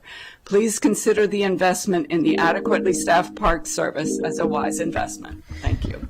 Ms. Parsons, I'm going to say something with confidence. Every single person here loves Sean from Parks. So thank you. Thank you for your time. I'm going to call the next panel, and that's Christine Palm, Rosalie Zavala, Chris Irwin, Zuri Davis, Irma Washington, Dina Canales, Sally Ruiz Miller. Hey. Where's everybody? So, Christine Palm, is that you? Are you Miss Christine? Okay, give me 1 second. I think you may begin. Go ahead. Thank you. Good evening, members of the council. My name is Christine Palm, and I'm a resident of affordable housing. I am testifying in support of funding to produce and preserve affordable housing. Over 15 years ago, I found my housing through the nonprofit Housing Unlimited. Finding stable and supportive housing was a turning point in my life. Prior to finding housing through Housing Unlimited, I lost my job that I had for 15 years. I could not afford a place.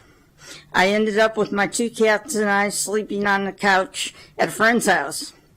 I took a job in retail and still could not even afford to rent a room. That friend lost her place to live, which meant I was going to be out on the street without my cats and very few things I had left. Then in 2015, I went on disability, which further complicated my financial situation. I'm not exaggerating when I say if it was not for Housing Unlimited, I would be homeless. Even the cost of renting a room would be more challenging on my disability income. I would not have made it this far in life without affordable housing. That was made possible by Montgomery County. I have been in my current condo since 2022, where I live with a good friend. As I got older, I could not get up and down the stairs the way I used to, but Housing Unlimited was able to find me a ground floor apartment to accommodate my physical needs. What elected officials do not see when they take up the budget is that nonprofit housing providers do so much more than put a roof over people's heads. They go above and beyond in so many ways to provide a sense of security and a home that everyone deserves. I don't envy your decisions you have to make in the budget, but I ask you please find a way to provide more funding than what is recommended in the budget for affordable housing. Because to someone like me, it is a difference between stable housing and being homeless. Thank you. Thank you. Next, Rosalie Zavala. Hi, good evening, council members. My name is Rosalie Zavala, and I'm a resident of affordable housing. I'm here to ask you to increase the fundings for affordable housing in the county budget. I've been living in Long Branch area for several years. First in Fox Hall Apartments on Piney Branch Road, and then a year ago I moved into MHP Apartments, Community on Flower Avenue. I live with my 3 kids and our little pup, Guardian. As a single mother, it is often difficult to make ends meet. I work 2 jobs in order to support my family.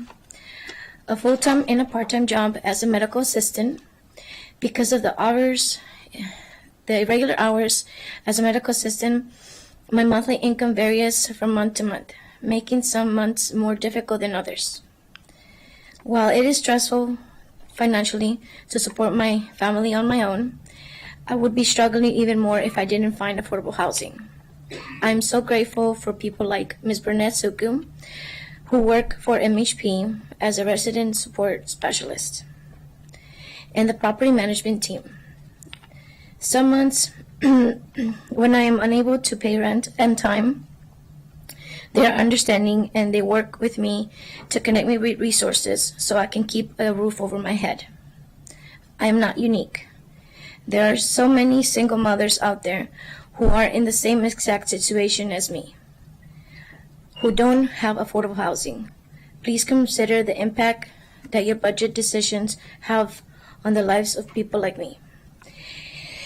It is life-changing to find affordable housing, and please find a way to increase fundings in the county affordable housing program so more of our neighbors can thrive in the Montgomery County. Thank you. Thank you for coming. Chris Irwin. Hi, good evening, County Council President and County Council members. My name is Chris Irwin. I'm a resident of Silver Spring. I'm a teacher in Prince George's County, and my wife works for the NIH in both Bethesda and Rockville. Still, as I said, still works there. I'm here tonight to advocate for the parks budget because when we were looking to relocate and buy a home, Montgomery County was a clear choice for lots of reasons, but one that really stands out that I really want to advocate for is the parks. Montgomery County Parks is not just a leader in the region, it is a leader in the state and the country. We have a phenomenal parks program that attracts great people, it has great programs, has great resources, many have been mentioned tonight, and that in turn is a benefit to the community members. We've heard about equity issues with the parks, we've heard about health issues, people getting health benefits, I should say. And I really feel that the parks are where people can connect in challenging times. The current executive's budget has a shortfall of $3.1 million. I think in light of the county's budget in total, that is a small amount that we can find. I know it's going to be a challenging decision, but I think the benefits that come out of fully funding the parks operational budget are really important. Montgomery County Parks plays a critical role in maintaining the infrastructure and natural spaces that define our community, from trails and playgrounds to athletic fields, tree care, and historic sites. A funding gap of this size will inevitably lead to deferred maintenance, reduced service levels, and diminished experiences for residents across the county. That will also have an impact on the future economics of our county. I'm especially concerned that the capital budget decisions will eliminate investments into the future Wheaton Action Sports Park. As demonstrated by the community, this Action Sports Park is vital to maintaining a healthy and thriving community. These cuts would not only delay the immediate recreational opportunities, but also undermine the county's climate and sustainability goals while allowing existing infrastructure that is there to fall further behind. In my professional career, I work closely with high school and middle school students. They are always looking for a third space, a place that they can hang out in without being evicted. They need a place that they can play, that safely, that they can explore new things. The Wheaton Action Sports Park with a skate park, a climbing wall, and bike features that are appropriate for all ages and all abilities is a great resource that would really serve the 100,000 people that call Wheaton Regional Park their backyard. So I really encourage you to look at the budget very carefully and fully fund the parks. Thank you again. Thank you. Next, we have Zoe Davis speaking on behalf of her mother. Hello. Today I'm also going to be advocating on behalf of the Parks Department. It may seem as though fully funded parks is a nice to have rather than a need to have, but I'd like to testify to the contrary. My name is Zoe Davis. I'm a junior at Richard Montgomery High School and a competitive figure skater in 3 disciplines: single skating, solo ice dance, and theater on ice. I have been skating at the Wheaton and Cabin John ice rinks since I was 4 years old, and I have 4 main points for you guys to consider today. The first is that Montgomery parks and facilities are not just recreation, they are a family and a community away from home. I spent most of my childhood summers at Wheaton Ice Arena, from the cool summer ice skating camp to the theater on ice camp and the freestyle camps, spending my entire day at the rink where I developed a love of the ice and lifelong friends, fostered by incredible staff and coaches, all within 10 minutes of my house. This is just one of the photos of me being super excited to just be at the rink.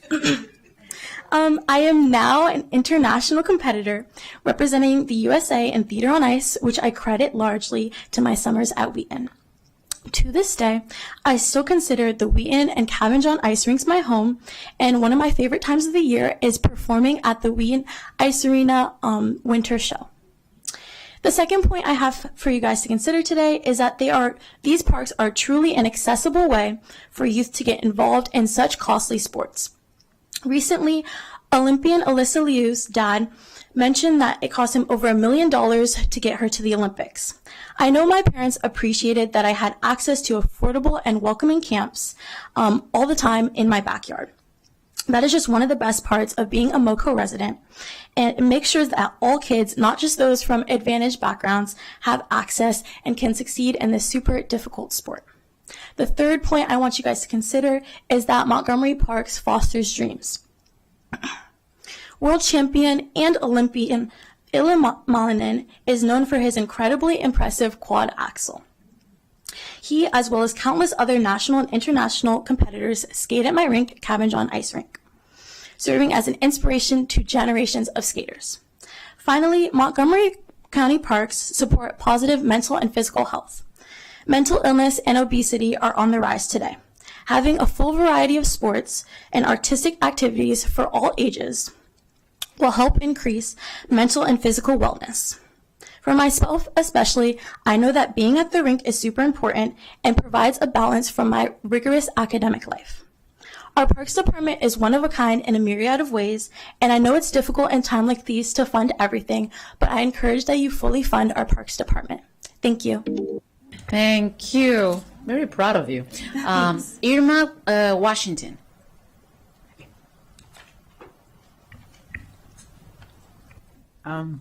Good evening to the County Council President and members. It's a pleasure to be here. My name is Irma Washington. I was here 3 years ago. So I am a resident of this county and a disabled senior citizen. I am here tonight to strongly urge you to increase funding for affordable housing beyond the county executive recommended budget. 3 years ago, I sat here before this council as a mother, and I was the face of other mothers. Today I'm coming as a full person, representing those same mothers. At that time, I shared with you how grateful I was receiving housing assistance during a period of profound need. That assistance was a lifeline for my family, providing us with stability required to move forward. I am testifying today because the need for robust affordable housing programs has not diminished. In fact, for many of our communities, it has grown more acute.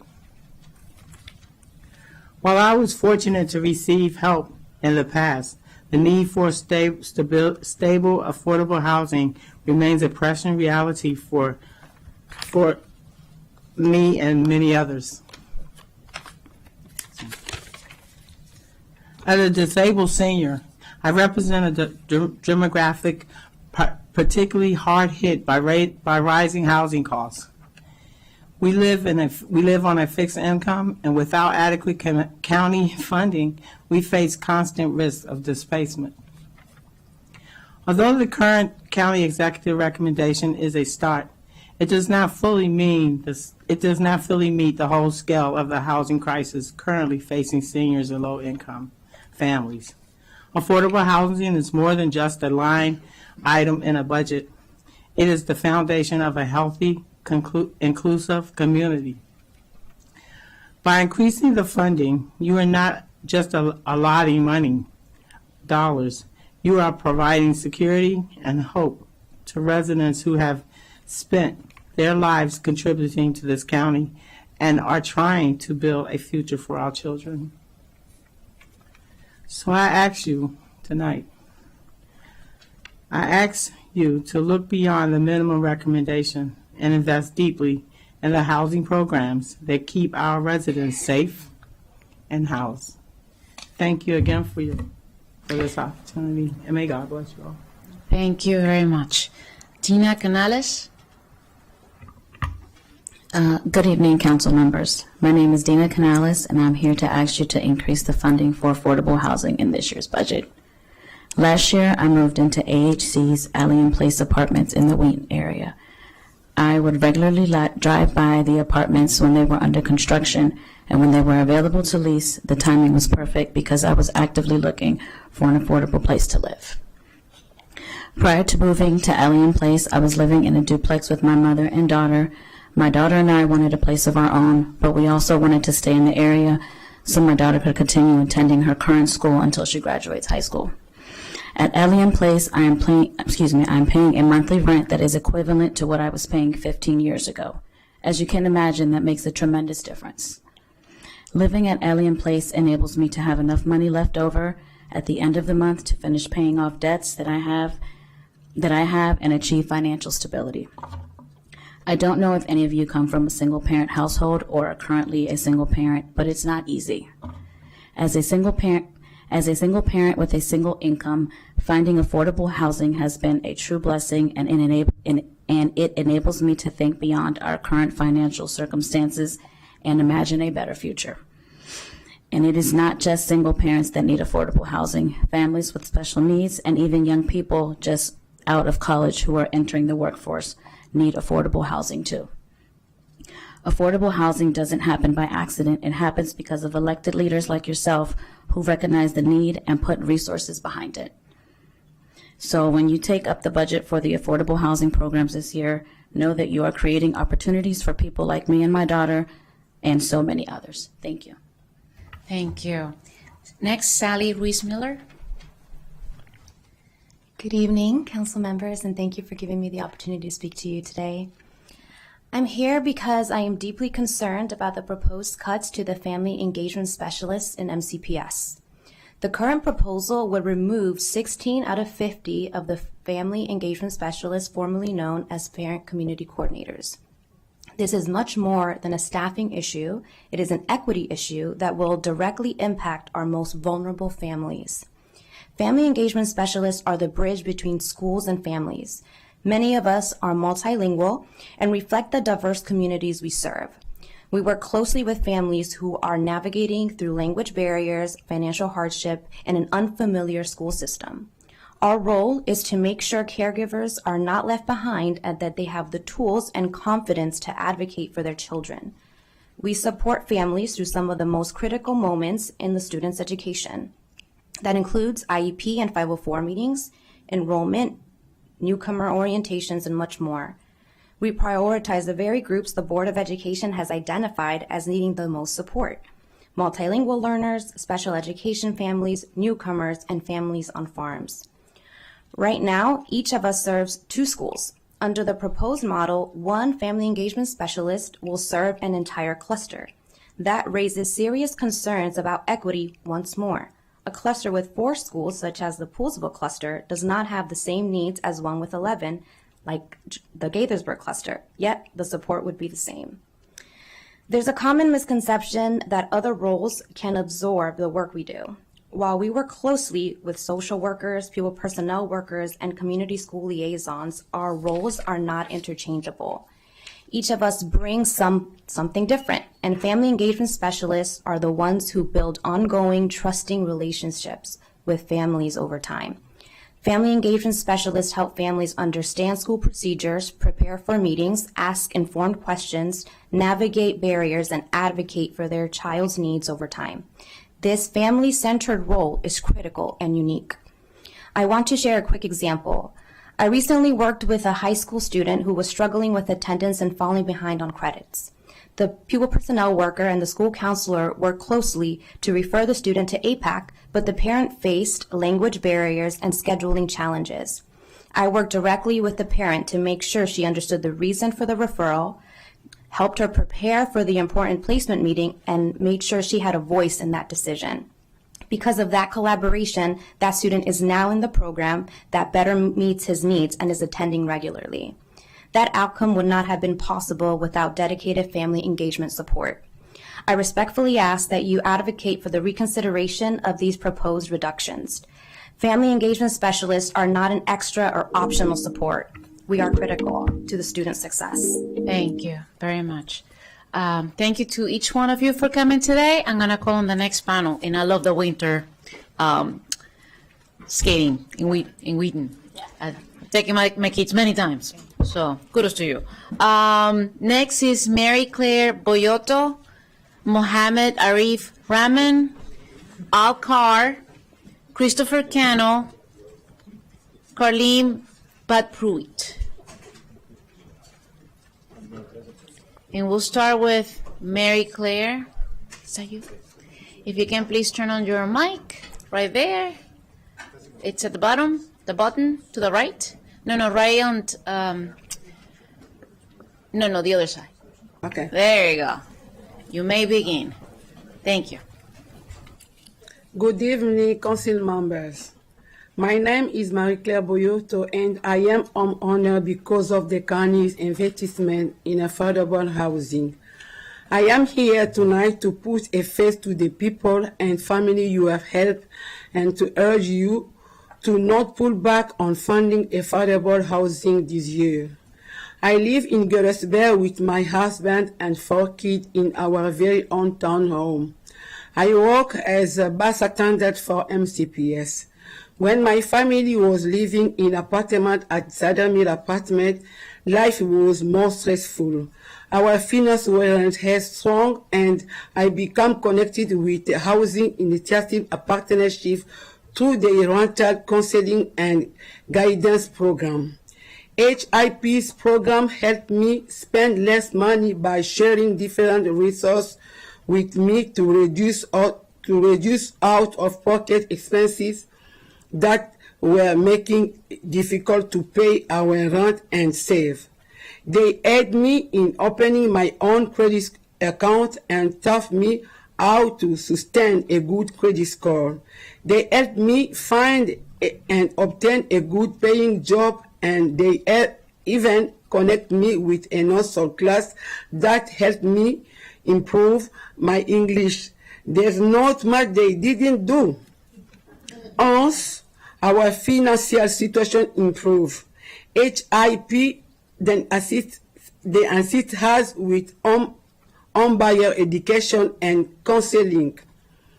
And 4 years ago, our family finally achieved our dream of buying our very own home. None of this would have been possible without the support of HIP. Affordable house has made my life more peaceful and gave me opportunity to explore new things in life. there is a feeling of freedom and security once you find your home. Council members, I hope my story has shown you important the county's investment in affordable housing is. Please increase funding above the county executive recommendation so there's critical programs that help me can help many more others. Thank you. Thank you. Mohammed Arif Rahman. Good evening. Honored to be here. So I'm Mohammad Arif Rahman. I'm a scientist at NIH and I have 2 kids at Fallsmead Elementary.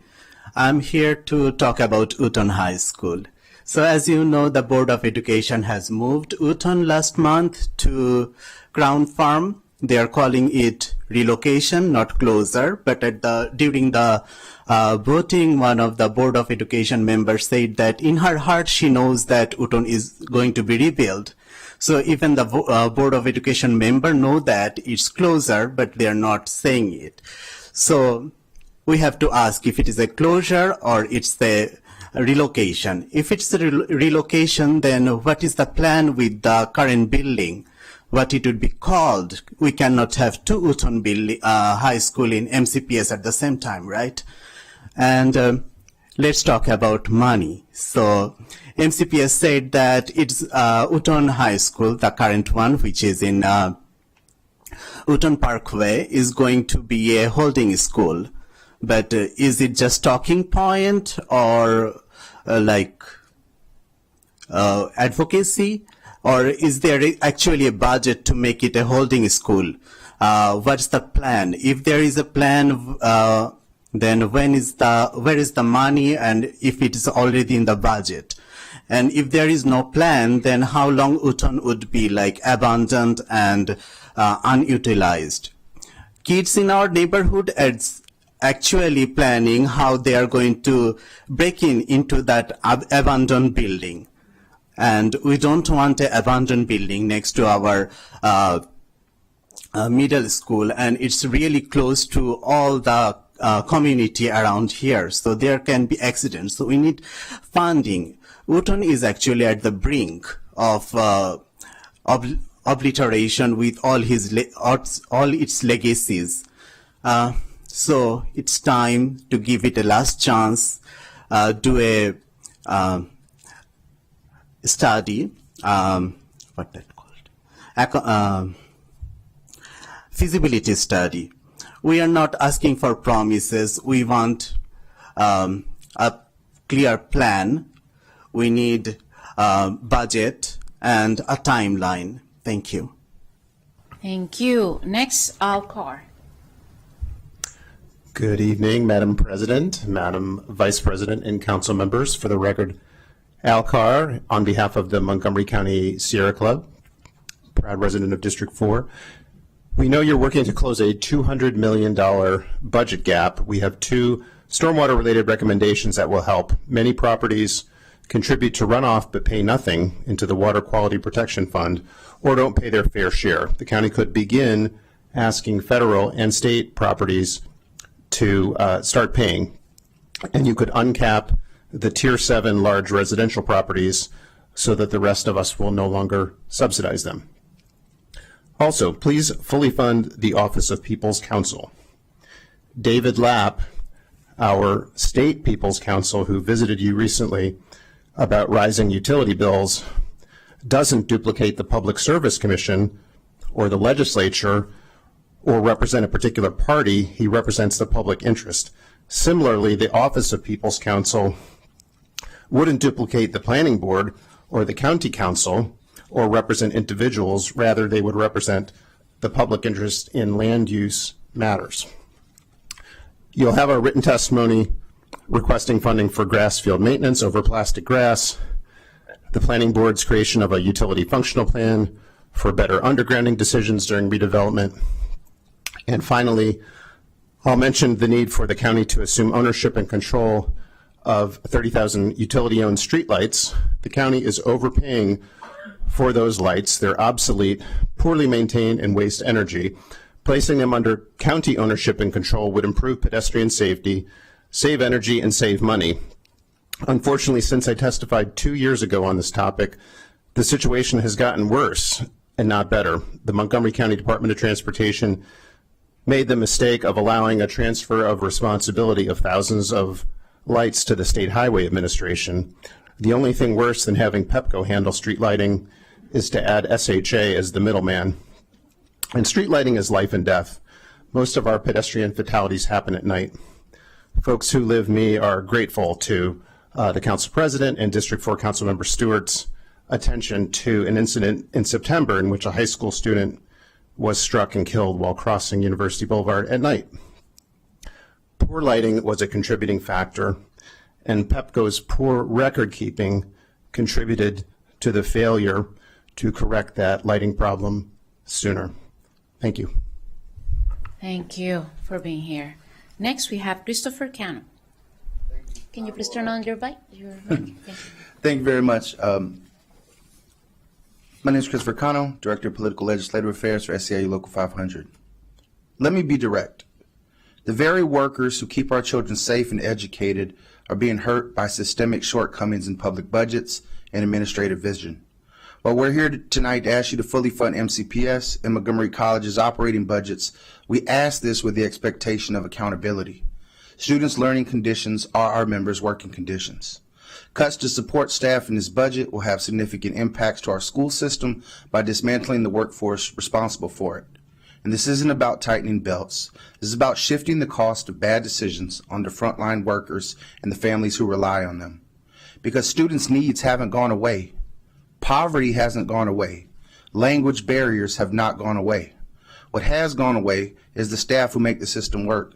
And the results will be predictable. Fewer supports, more overwhelmed schools, and more students falling through the cracks.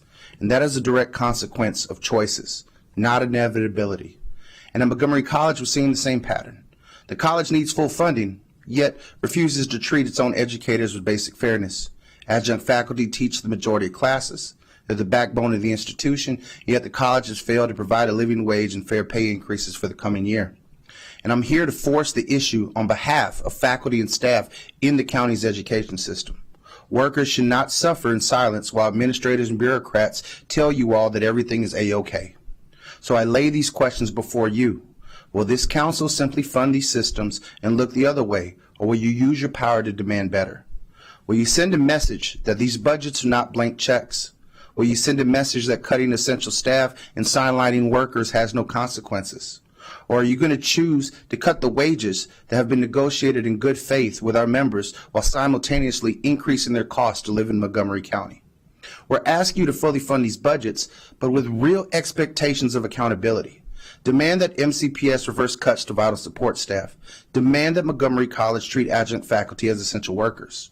If we're serious about the equity and living the values that are espoused in these halls, then they cannot just be something that we say in public. We have to enforce it. We have to make it real in these budgets. And right now, enforcement and accountability is exactly what's missing.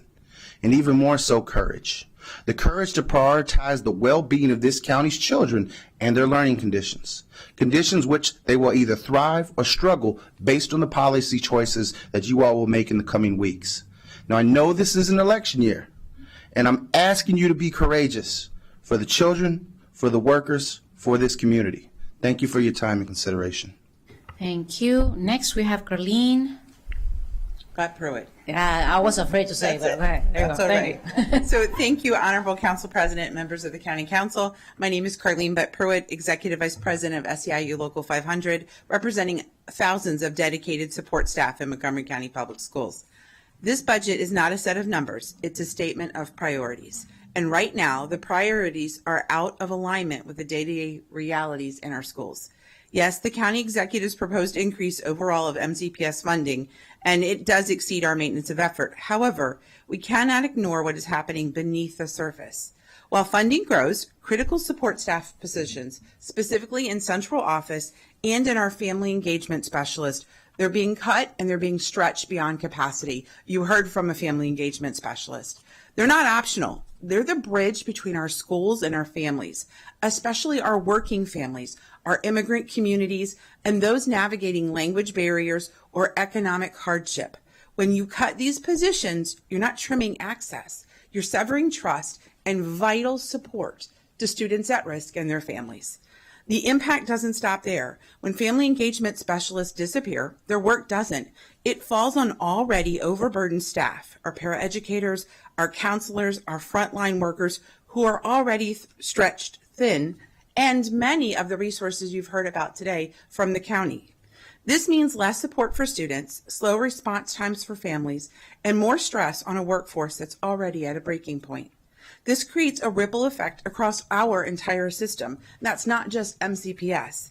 More disengaged families, more unmet student needs, more burnout among staff, and ultimately worse outcomes for the very students this budget is proposed to serve. At the same time, the budget is being built on increased revenues, including proposed tax increases and significant use of reserves. So the question is not whether the resources exist. The question is how they're being prioritized. If we are serious about equity, and you as a council have said that time and time again we are, then we must invest in people who make equity real for our children every single day. Support staff are essential to the success of students. They are critical and they represent our children. So we ask the County Council to do three things. One, ensure support staff staffing levels reflect the real workload in our school. Two, reject any budget approach that balances itself on the back of our lowest paid workers in the system. And three, hold to account bureaucratic systems that are treating critical positions as numbers on a spreadsheet without actually understanding the impacts they have on our community. Because when you invest in the people, the entire system works better and our students thrive. Those students are our future. Please invest in our future. Thank you. Thank you very much to everyone who came today. We're going to move on to the next panel, and that's Jamal Muhammad, Abayomi Walker, Jason Alexander, Doris Dean.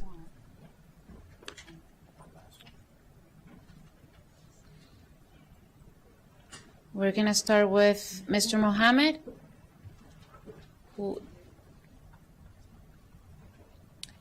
And who's Mr. Muhammad? Oh, is that you? Okay, you may begin, sir. All right. First of all, thank you all for being here, council members. I really appreciate you taking the time to hear us out and taking time out of your day to assist everybody in this great county. My name is Jamal Muhammad, and I am a diabetic. I have been diagnosed with diabetes officially back in 2005. I am here in speaking and representing not just myself, but also Black men of Montgomery County, and also to talk about the importance of the African American Health Program. My story real quick, because we're short of time, is that I was diagnosed with diabetes and I could not control it despite all the efforts and doing all the things that we are typically told to do, diet, exercise, et cetera, and that was not working for me. And it wasn't until 2017 that I stumbled across the African American Health Program while working out at a gym out on Belpre Road, and they told me to come to a program called Brother to Brother.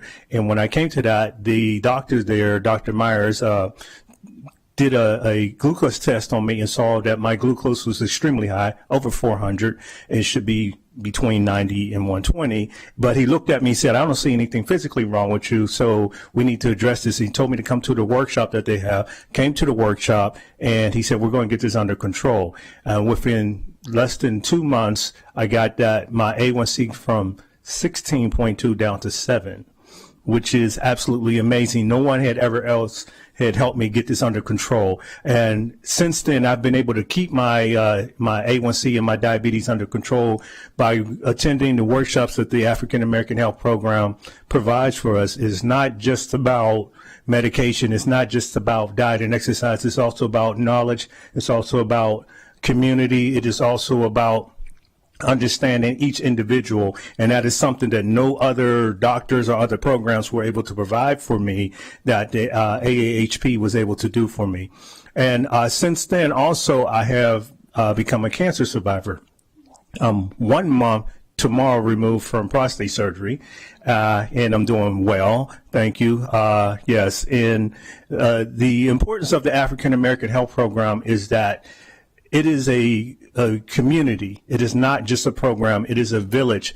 They have community days. I have become an activist for health and part of the program, volunteering my services as payback to help the program because I've seen how much it helps with just not just diabetes, with cancer, with heart disease, with infant mortality, all the illnesses, chronic illnesses that the African American community is, exposed to, and they have been doing an amazing job that I cannot see anyone else anywhere getting. So that's why I'm asking for more funding for them to keep it going because I am proof that it saves lives. Thank you and congratulations. Thank you.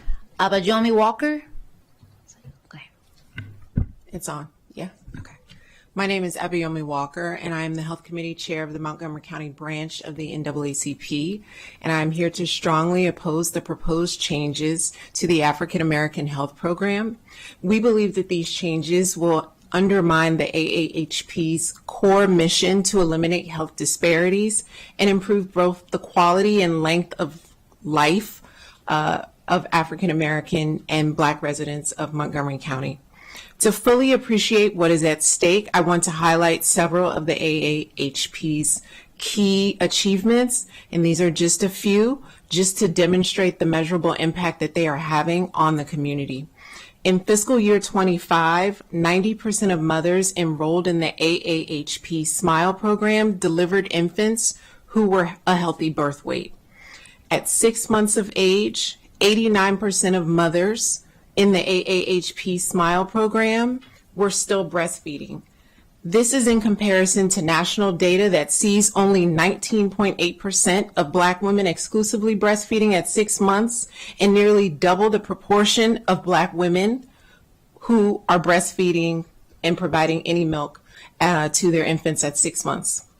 The AAHP's Diabetes Prevention Program holds the highest CDC recognition of Full Plus status, a distinction that is achieved by only fewer than 10% of programs nationwide. The AAHP Diabetes Prevention Plan increased physical activity among participants from 26.6 minutes to 266.6 minutes to 273.8 minutes per week, which far exceeds the CDC's recommendation of 150 minutes. The AAHP DPP program has successfully been involved in the reversal of the diagnosis of prediabetes. In 7 participants, that was how many were successful in reversing their prediabetes in 2025. And so far in fiscal year 26, they have had 5 participants that have reversed their prediabetes diagnosis. The African American Health Program demonstrates what is possible when the county's stated commitment to reducing health disparities and advancing the well-being of all residents is matched by meaningful investment. Its measurable successes and positive health outcomes make it a flagship initiative, one that warrants continued support and active championing in its current form. The FY27 recommended budget shows no reduction in the AAHP in the technical adjustment. However, DHHS has proposed adding 4 new merit positions, and the county has not identified where that funding for these positions will come from. The math doesn't math. The Montgomery County NAACP is requesting clear, detailed transparency regarding the proposed budget and its impact on the AAHP. Thank you. Just I don't know why it's not making the sound, but your time is up. Okay. But thank you so much. You can submit the rest, okay? Thank you. Thank you. Next, we have Jason Alexander. Good evening, Council President and other council members. My name is Jason Alexander. I'm a county resident, NCPS paraeducator, and a CEIU Local 500 member. In March 2025, all 3 unions came to agreements with MCPS related to our healthcare.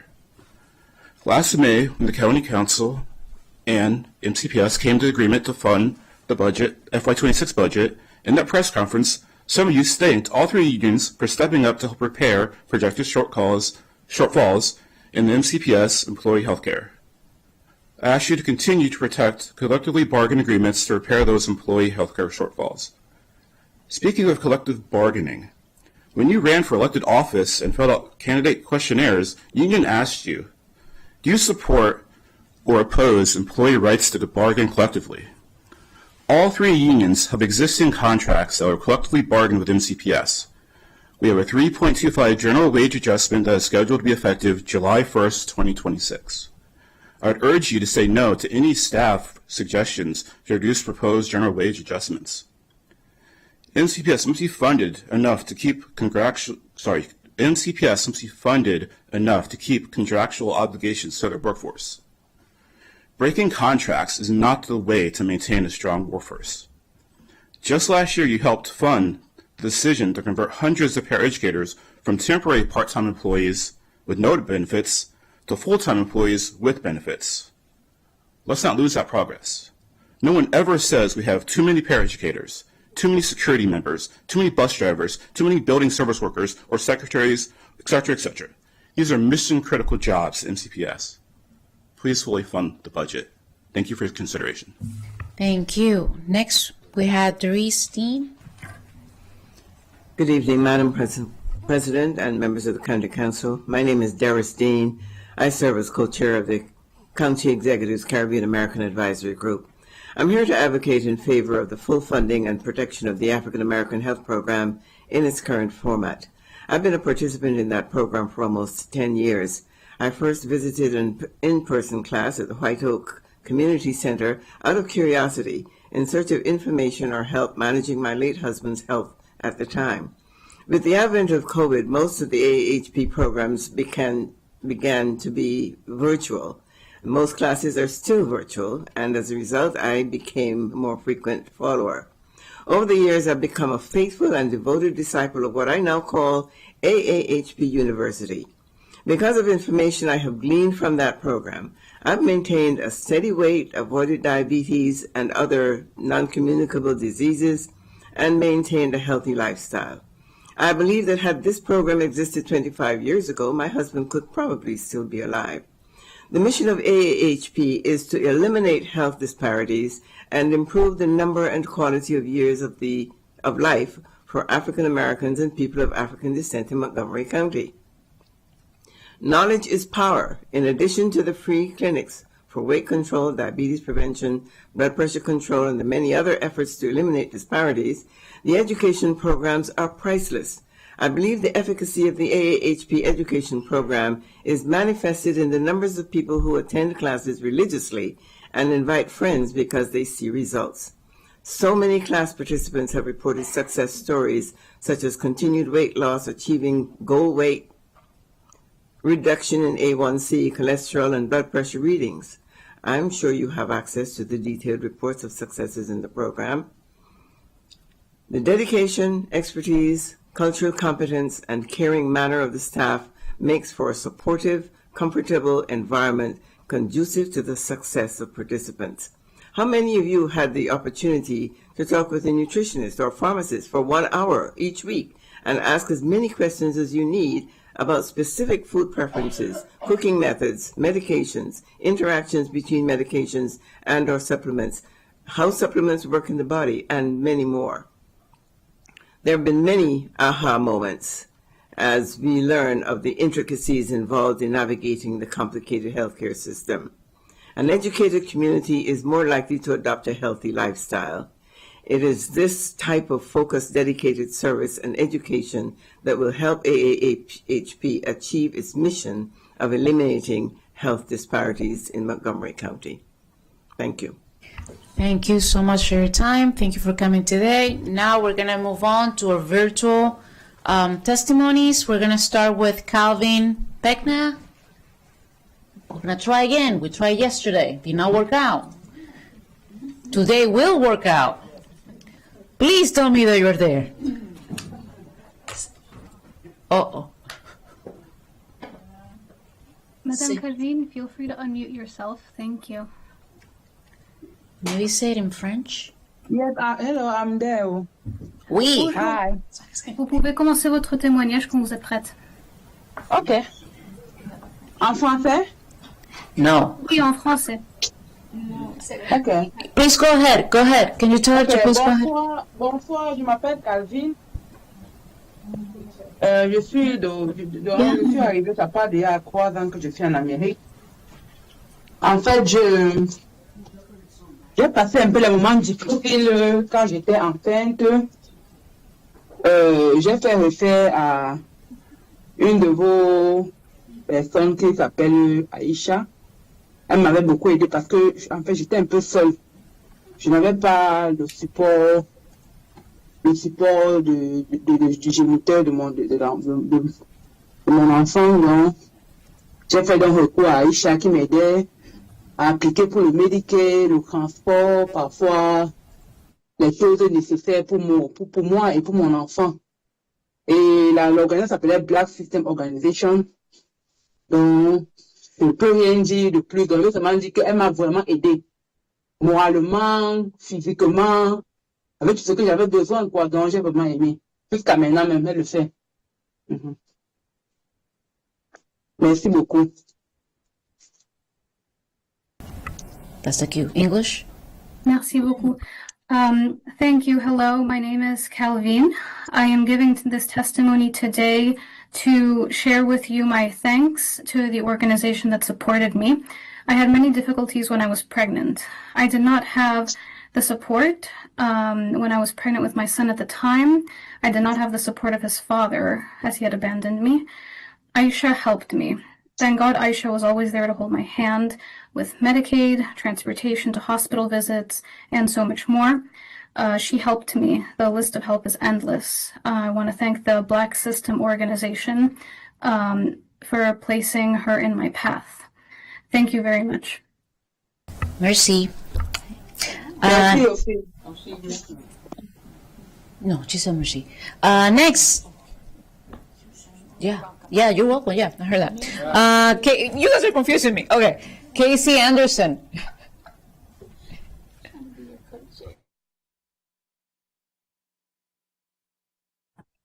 Mr. Anderson, are you on? Can you hear me? Now Hi, I hear this you. is- Go ahead, you have 3 Thank minutes. you. This is Casey Anderson. I'm calling you from Bentonville, Arkansas, where I'm on vacation riding mountain bikes, which might not surprise you too much. The reason I'm going to ask you to just bear with me a couple more minutes, because I know y'all want to go home and I want to get back to my vacation, but park maintenance and operations do not take vacations. The grass keeps growing, playground equipment gets broken, the invasive species continue to overwhelm the natural environment, and the Parks Department needs the money to be able to stay on top of these things. So I want to speak up for Parks and speak up for the Parks operating budget. Also, because I know you haven't finished the capital budget yet, I want to urge you on behalf of Mid-Atlantic Off-Road Enthusiasts, the Mountain Bike Club, who you've already heard from, to fully fund the rec list items from the capital budget, including Wheaton Adventure Park and Natural Surface Trails. And with that, I'll give you back a couple minutes of your time. Thanks so much. Good night. Thank you. Enjoy your vacation. Next is Rommel Calderwood. Yes, good evening, President Annie Gonzalez and council members. I'm attending as a Montgomery County resident in District 6 to express my opposition, actually, to the proposed property tax increase that's currently under consideration for FY 2027. I understand the importance of funding our schools and maintaining strong county services. However, this proposal comes at a time when many residents like myself are already struggling with the unprecedented unaffordability crisis. The proposed tax increases are tone deaf and disrespectfully ignore the rising costs that we're all dealing with, including housing, groceries, utilities, childcare, and insurance, which have dramatically increased over the past several years. These proposed property and local tax increases are a slap to our face, to be honest. Many Montgomery County residents are facing layoffs, hiring freezes, and instability resulting from the Trump administration's assault on federal workers and contractors. I have not heard anything mentioned about us, but we do exist, and there are approximately 50,000 federal employees, including myself, who live in the county, and many thousands more who support the federal government. For your awareness, federal employees like myself only receive a 1% cost of living adjustment this year, and we're expected to receive 0% for the following year. So we're being forced to tighten our budgets, and the county government should be doing the same thing. To be honest, a property tax increase plus a local tax increase feels deeply disconnected from what residents are experiencing in our daily lives. Teachers, federal employees, nurses, small business workers, and retirees on fixed incomes are all feeling squeezed in this current environment. At a time when residents are being asked to do more with less, the council should be doing the same. Before asking taxpayers for more money, the council should carefully examine spending growth, prioritize essential services, and identify efficiencies within the existing budget before asking us to cough up more money. I urge you to oppose the proposed property tax increases and instead focus on protecting the affordability and economic stability of the residents that you represent. Montgomery County should remain a place where middle-class families can live, work, and build their futures, not a place where they are priced out by continually rising taxes and costs. Thank you so much, and have a good night. Thank you so much for your testimony. Next, we have Michael McKee. Hello, everyone. My name is Michael. I'm a voter in Councilmember Ming's district, and I just want to say that I really appreciate the council members listening to the community, and I'm really grateful for the opportunity to testify. So what I'm interested in are the special tax districts that the executive proposed that would apply to Rockville Pike. My testimony is not on the aggregate level of taxation, that is, whether the tax should raise $90, $100, $110. I'm more interested in how the tax is structured. The special district's logic is that if a tax for funding bus rapid transit applies in areas where that transit is actually leading to higher profits for nearby businesses, those businesses won't lay off staff or raise prices to stay afloat because profits will be higher. So money will be raised for BRT without negatively affecting the economy, and considering the enormous stress placed on efficiency by the executive and the council members as well, I think that the idea makes a lot of sense. But two issues. One, I learned from the Action Committee for Transit's wonderful newsletter that the special district is going to be used for financing road construction. Council members, in the same amount of time it takes a pedestrian to walk 0.5 miles from a bus stop to the edge of the tax cordon, a car could go much, much further. I really think that road maintenance and construction should come from the general property tax collection, because whereas the economic effect of rail or BRT is geographically narrow, for road maintenance that effect is so wide that it is beyond the boundaries of the county. So that's that. Second issue. Delegate Vaughn Stewart and Senator Rosa Pepe introduced a bill to the MGA that would allow counties to tax land and structures of property at different rates. I know this is extremely wonky, but I think that taxing land would be a more effective way to structure the special tax, because the value added from better transit or other infrastructure like schools or sidewalks doesn't show up as changes to the physical structures. It shows up in the price of land beneath those structures. If you ever exited a metro station and noticed that a cup of coffee cost more at a shop right next to it than at one that's a little further away, then you should have kind of an intuitive sense of what I'm talking about. The Amalgamated Transit Union, the workers for WMATA, they actually like this idea so much that they put, that about a year ago, they got a researcher in urban planning at the Massachusetts Institute of Technology, that MIT, to put some numbers on it, and they found that this tax structure in our region specifically would also be more economically progressive. So I really think it's worth looking into, and I'm going to be putting a link to that report as well as Delegate Stewart's bill as my submitted testimony, and I do encourage you to take a look at those links if you're interested in learning more. And last thing, my mom really wants sidewalks on Route 198. All right, that's it, council members. Thank you so much for your time, and have a fantastic evening. Ah, what a great son. Thank you. Look at that photo. Fatmata Jallo. Fatmata Jallo. Yes, here. Good evening, Council. My name is Fatmata Jallo, and I'm resident of Bethesda, Maryland. Thank you for the opportunity to speak about my experience with the NCCF and why you need to provide more money for programs like this in Montgomery County. Without this program, I don't know where I will be. I came from Europe and was placed in NCCF, Betty's House, which is a domestic violence shelter with my son, who is now 7. I have lived here for 5 years without affordable housing support. I would not have been able to leave the shelter, get a job, or take care of my son. Now that we have this home, I am able to work part-time in food service. I work at a private school in Bethesda, and I'm able to pick my son up from his bus stop every day. We have access to public transportation that I need to go to work. And we can go to park and other places for my son to play. My son goes to a great elementary school. Our neighborhood is very peaceful. We have wonderful neighbors. They are in the same situation as us and also happy to be here. There are a lot of children. They can play and be together like they should. My life is better because of this program. Give me hope and dignity. When I tell people that I live in Bethesda, they cannot believe it and think I must be rich. I don't even make in 1 month enough money to come close to parents in this area. But because of this program, we can live in Bethesda. I want you to know that I am grateful that my son and I can have equal opportunity for a nice area, a good school, and a beautiful environment. It's good that everyone has this same opportunity, and funding should be there to help other people. Thank you. Thank you so much. Next, we have Nina Abdul Wakil. Good evening, Madam President and members of the County Council. My name is Nina Abdul Wakil. I am president and a member of the Montgomery County Alumni Chapter of Delta Sigma Theta Sorority Incorporated.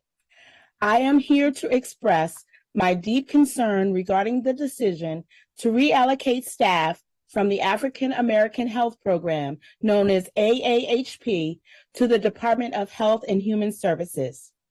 AAHP is not just another program. It is a trusted community-based model that has worked for decades to address persistent health disparities in Montgomery County, and the need remains urgent.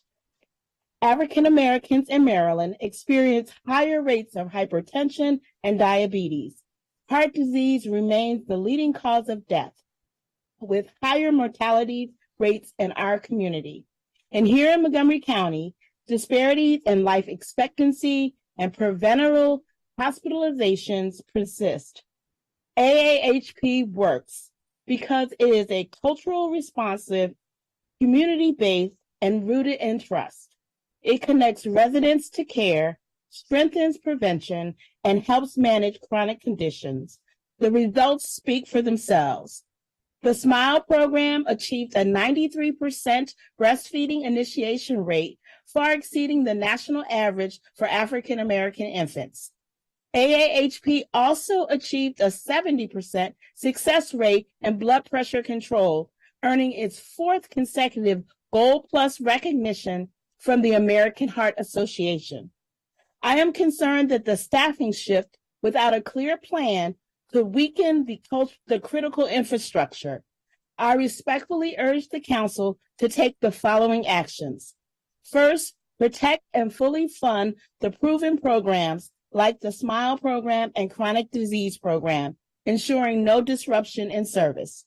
Second, require transparency and accountability in all decisions impacting AAHP, including engagement with the AAHP leadership. Third, require a clear transition and sustainability plan with defined roles, measurable benchmarks, and timely reporting. The African American Health Program represents years of progress, trust, and measurable impact. Our community cannot afford to lose ground. We urge you to act decisively to protect and strengthen AAHP. Thank you for your time and your leadership. Thank you. The final speaker, Jeffrey Weisner. Oh, he is not on. Are you sure? Because last night this happened. No? All right. Okay, with that, my friends, this public hearing is now closed and we are adjourned. I'll see you all tomorrow. Here.